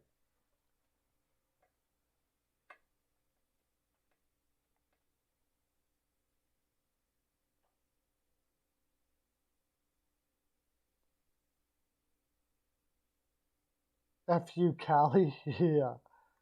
But who's going to win on one side or the other?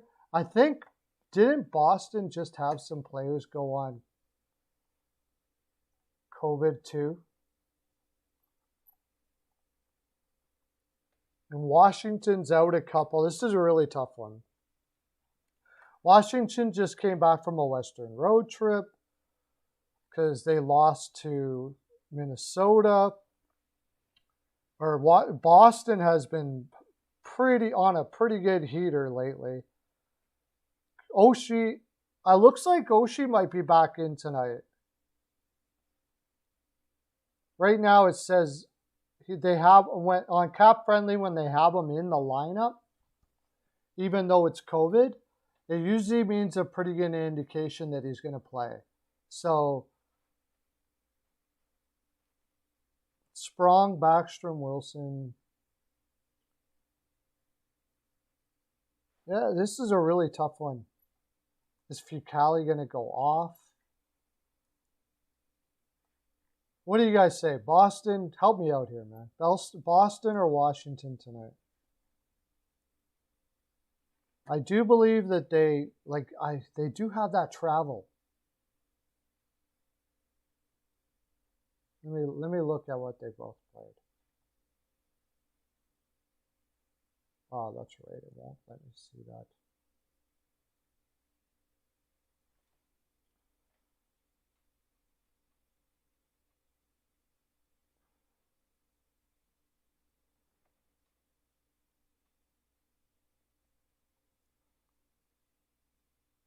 I believe Washington just came from Minnesota. Minnesota's a bit of a trek, but not too bad, I guess. And that was on Sunday, right? They did a back-to-back, had a day off Sunday, and now play Monday. So they're playing 3 games in 4 nights. And Boston has been on the road for a bit, but it's been in the East, I believe. Yeah, they beat Tampa Bay. No, they haven't been on the road for a bit. This is their 2nd game of the road trip.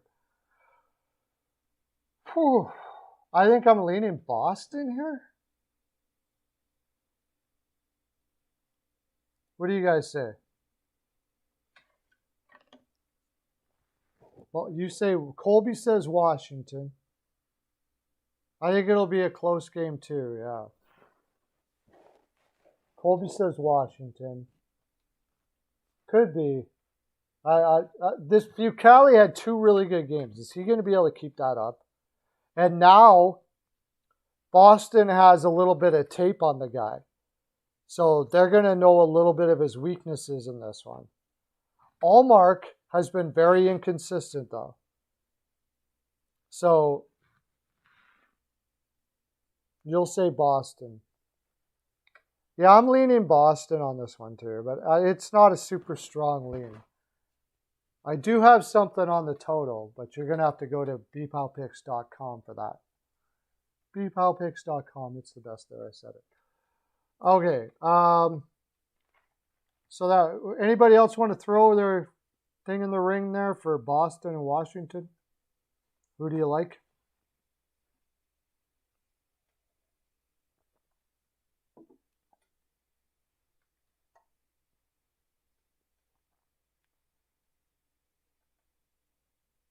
Washington's a better team. I would say that's right, but I really like what Sullivan did to Boston's lines.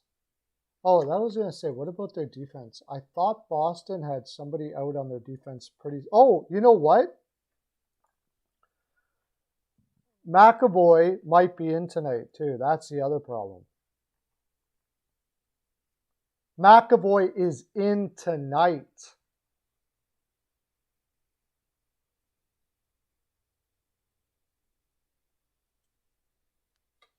I really like what they did putting Smith beside Bergeron and Marchand and Holla and Pasternak together.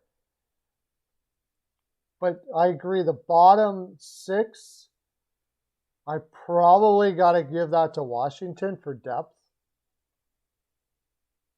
And goaltending, it's kind of a wash to me.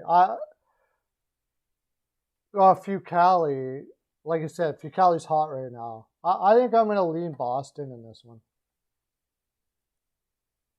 McAvoy's back in tonight, man. That's going to be a big boost to that defense. And they've been playing extremely well without him. So, I think I'm going to lean Boston.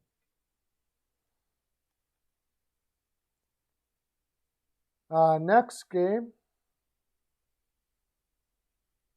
Brandon Sikora, thanks for coming in. Dylan Strome trade destinations. We can take a break and look at that. It's going to be tough because the hard thing about Dylan Strome is this is his second organization he hasn't worked out in. His skating has never really improved all that much. And that's the biggest problem. And usually when a player's skating doesn't improve, it's because he's not working hard enough. Not always, but usually. And now he looks whiny too. So he looks like still very immature for his age. And maturity seems to be an issue with Dylan Strome. My guess is they're not going to get much return for Dylan Strome. He's got almost 0.5 games. He's not putting up huge points. You can't play him in your bottom six. He's no good in your bottom six. You got to play him in the top six. He's not going back to Arizona, which probably would be one of the best destinations for him. So I'm going to take a lucky stab here and say that maybe Columbus gives him a shot. They seem to like to take, maybe they can, again, trade their headaches with Strome for Domi or something like that. Maybe Domi will finally find his home in Chicago. And Dylan Strome, although they've already got some pretty slow guys in Columbus too, so I don't know. I'm just saying there's one that comes to the top of my head. I imagine it'll be, I don't think any team that's a contender is going to want to give up much for him. So my guess is it's going to be a team that's right out of it. The Buffalo Sabres might give him a shot. Ottawa needs a center. They've been talking, apparently they've been talking to them about it. I think the other problem with him is what's his contract at? I think his contract's fairly high for his production. Yeah, 10 points in 25 games. And they've been playing him on the top line, which I do believe is showcasing. He's big. He's solid. He's making $3 million a year, and he's going to have to be, whoever trades for him is going to have to qualify him this year. Give him a qualifying offer, which will put him in the $3.5 million range.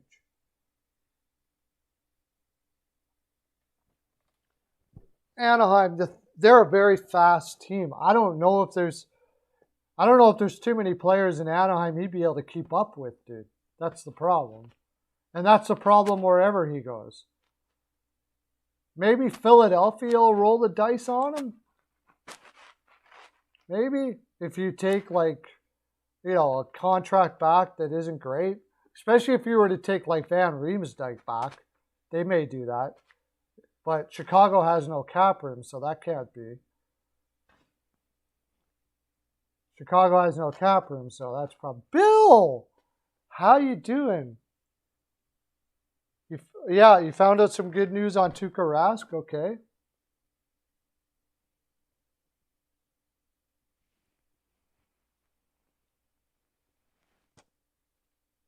What about it? That's the thing is, I don't know. I don't know if Anaheim's going to want a slow player like that. It's just, it's really tough to find a spot for him, honestly. It really is. I'm thinking maybe the Columbus Blue Jackets going to probably be a bad contract. And whoever takes him is going to say, quite simply, we'll qualify you, but we're going to have a trainer work on your skating with you, and you don't have a choice. Like, you want the 3.5 million? You're showing up with the trainer and working on your skating and your leg strength, and there is no choice. There's no choice. So that's basically what I would be saying there if I were to give him a shot, because the guy just never has got his speed up. And now he gets whiny and he gets down on himself and complaining and stuff like that. And, you know, the same Zadina in Detroit is another guy. He's got speed, but he gets very down on himself and complaining. Do I think they're the front runner? Well, first of all, I don't know what Marc-Andre Fleury wants. He's got the no trade clause. So I do believe there's like or maybe, I don't know if it's a no trade clause or a limited no trade clause. Let me check it out here. If he doesn't want to go to Edmonton, then that's not where he's going to be going. So if he is, maybe I'll give it a definite maybe. I can't figure out what Holland's going to do. Duncan Keith was a horrible decision. I mean, we've already talked about this ad nauseum here. Like, he's made terrible moves. I don't think Fleury would be a terrible move for the Oilers. The question is, do they really want to even do it? Because that team's not good enough even with Fleury. That team's not beating Colorado, Tampa Bay, Carolina, even with Fleury in the lineup. Maybe. If Fleury just goes absolutely bonkers crazy, maybe they got a chance. But with their defense, I mean, if he thought he had a hard time in Chicago, Chicago.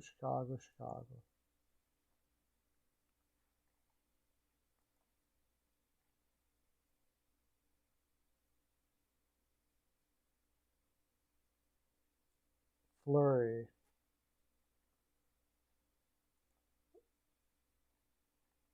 What's his no trade clause? 10-team no trade list. Okay. It's not too bad. They might be able to get some value out of him that way. But I don't even think they're going to really have to worry about that because they'll be talking with Fleury.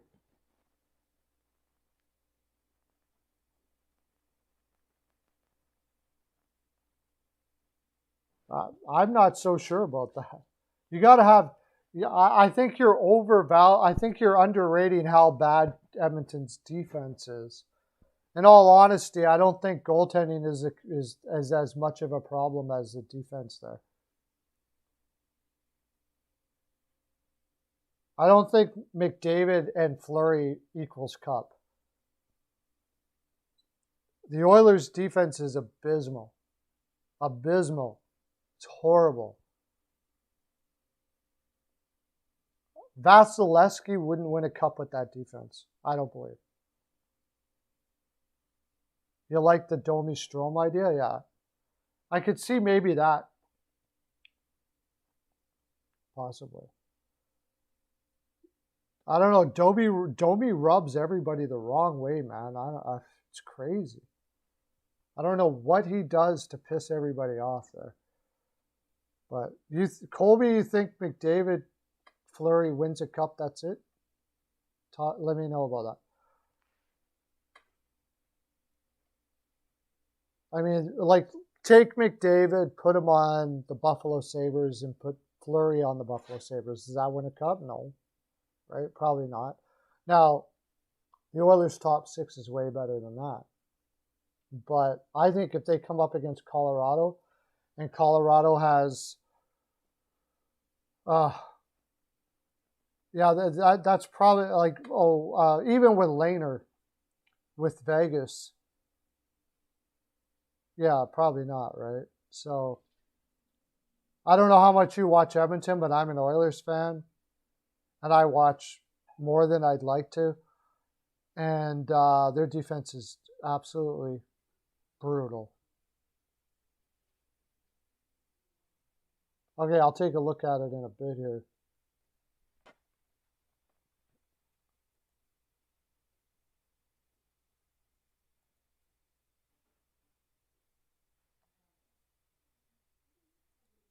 Okay. So, anyways, good question. Thanks for bringing that up because I haven't really talked much about Strome, and the kid's got a lot of talent. I personally think it's a commitment issue with Strome, and it usually is a commitment issue when you have guys complaining and saying they want out and all that kind of stuff like that. That's usually the case.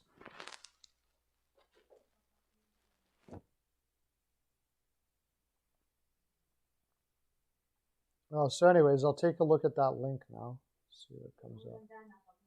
I heard he's doing really well in the AHL. You're the one that said that.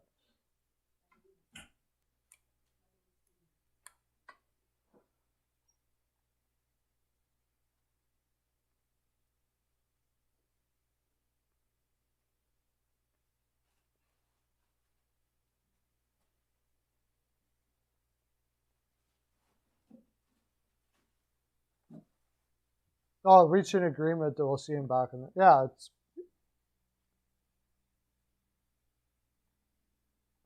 I know he's reached an agreement. He was always going to sign a league minimum contract.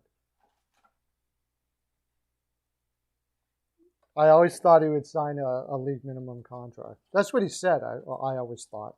What am I talking about? He always said he was going to sign a league minimum contract. Top 5 defensemen on the trade market.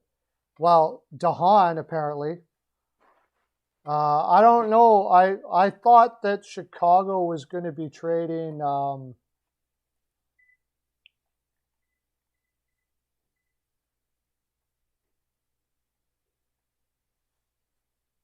I haven't heard anything about it,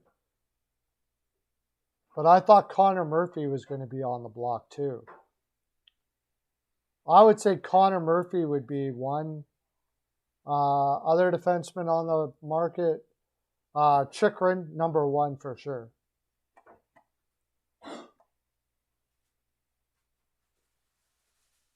Chychrun would be the number 1 for sure. And then Giordano looks like he's going to be traded out of Seattle. There's 3.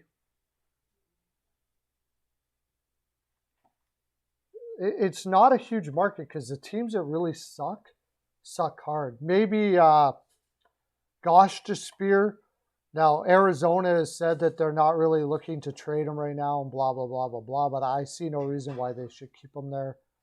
I think Gosh Despear wants to stay there, though, because he feels comfortable that he's got a job there after having what happened in Philadelphia.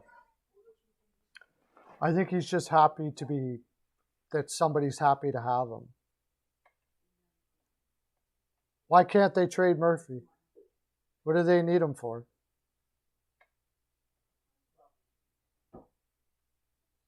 I think it's my feeling, and I could be wrong, that there's going to be some talk with Kane and Taves here at the end of the season.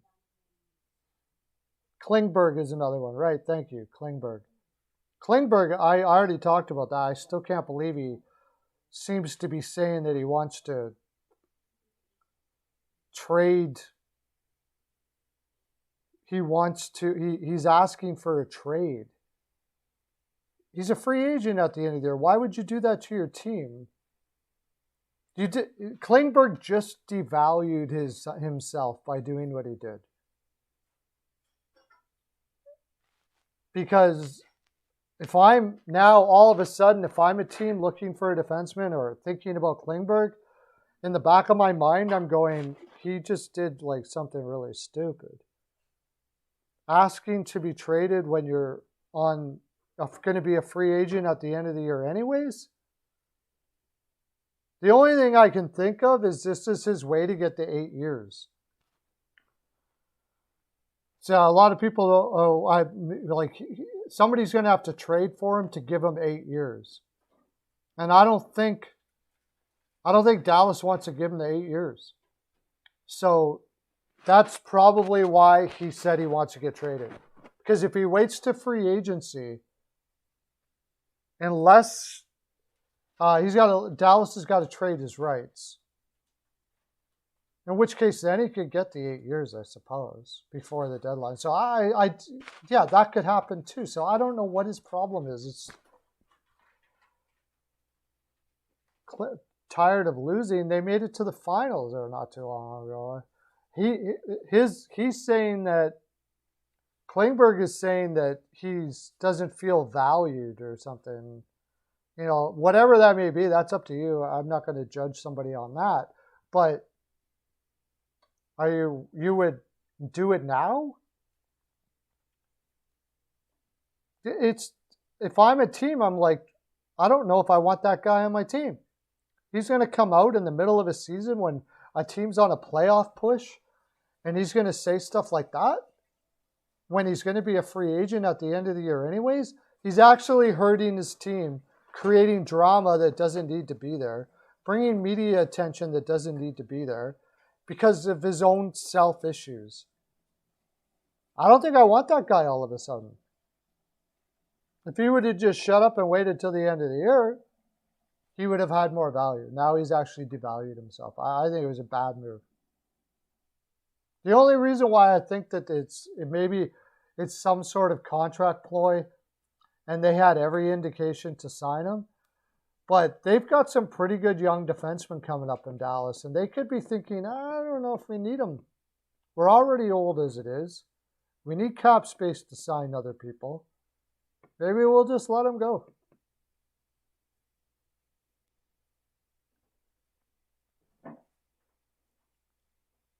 Well, as I said, they're going to have to sit down and talk to Taves and Kane. I'm not so sure Taves and Kane won't waive their no-trade clause if you trade everybody around them. Just trade everybody around them. Fleury's gone. Your goaltending is not great. You trade DeHaan. You trade all of those guys, everybody. So then Kane and Taves want to suck on a team for however long, then I guess you suck on a team for however long. Same as what I would do in San Jose. I would trade everybody away. But the problem with that is that in San Jose is I think they made some promises to them that they can't keep. But in Chicago, you got new management now. So whatever promises were made to them before, and it sounds like the Bowmans were not telling them the whole story of what they were doing, well, they're no more anymore. So I'd sit them down and say, look, you guys, I know you guys have a no-trade clause. I'm just telling you, we're going to trade everybody away here. We're doing a rebuild. If you want to be part of that rebuild, we can use your leadership and all that. But this team is probably not going to be great for the next 4 years. So it's up to you. I would do that in San Jose too. And it sounds like that's what they're going to do. Because it sounds like they're trading Hurdle. It sounds like they're trading, like Hurdle for sure. Sounds like Hurdle's gone for sure. So what do you think, Brandon? What do you think Taves and Kane are going to do if they do something like that? Or do you think that they would do something like that?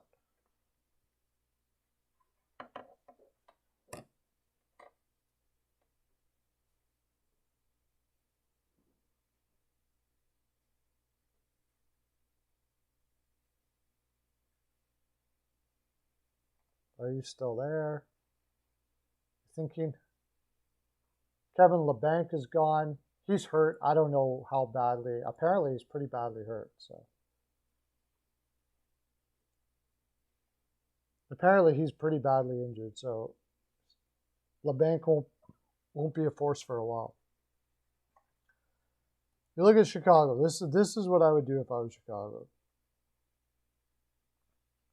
I mean, you can say whatever you want. That team needs a complete rebuild. And the manager that was there said he has a different philosophy than the previous management.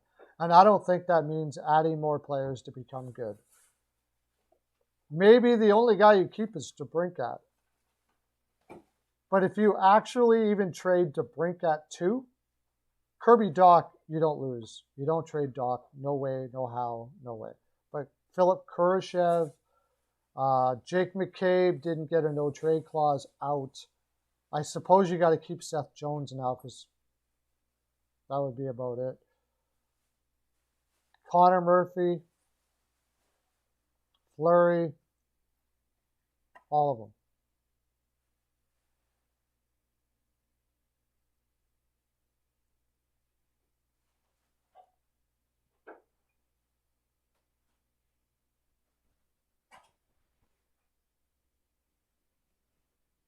Oh, maybe they are in the background. They're starting to think about it now because this owner, that management is going to do things differently now. Caleb Jones, I don't know, maybe. That Jones deal was the weirdest deal. I didn't know exactly what they were doing there. But we'll find out if I'm not saying that's what they're going to do either. Maybe they're not. But. Oh, of course, Murphy's a great defenseman. That's the whole point, though. You don't, if you're doing a rebuild, you don't keep great guys like that. He's 28 years old. Why would you? There's no need to keep him around. Let him go. Go be good somewhere else where they need somebody to be good. You don't need anybody to be good. You're tanking. That's the hard part. Like you're obviously a Chicago fan. It's the hard part. Everybody, a lot of people will think, our team should rebuild, but it's very hard to look at it and watch it happen. It's very hard to get somebody to get their head wrapped around the fact that the whole point of rebuilding is to suck for the next 3-4 years. That's the point. Detroit did it. They're doing it now. So keeping a 28-year-old Murphy, you got to keep the odd guys for veteran leadership and professionalism. But anyways, guys, I got to get going here. It's awesome to have you. I may try to do this later tomorrow, but I got some stuff going on today, so I got to get you go. This was fun. Thank you for coming in, Brandon. Oilers, dude. I got to go now, Oilers highlights. Came in too late, buddy. Go check out my short that I did during this broadcast, though. Yeah, you trade the two. Yeah, you start all over. You're going to pick up first, seconds, whatever now. They're not going to, there's no point in keeping the team intact. No, I don't believe anyways. What's the point? This team's going to be better next year? No, I don't think so. Fleury's gone, and why sit in the middle and barely make the playoffs? Grab a first-round pick. Grab as many firsts as you possibly can and do it right. Have a great day, everybody. This has been awesome. Thank you for coming in. I saw a lot of new faces today, which is exciting and fun. I did a trade. I did a whole bunch of trade videos, Brandon. Go check them out just recently. And maybe I'll do some Chicago stuff. Should probably do some Chicago stuff. Thanks. Have a great day, guys. Okay, bye.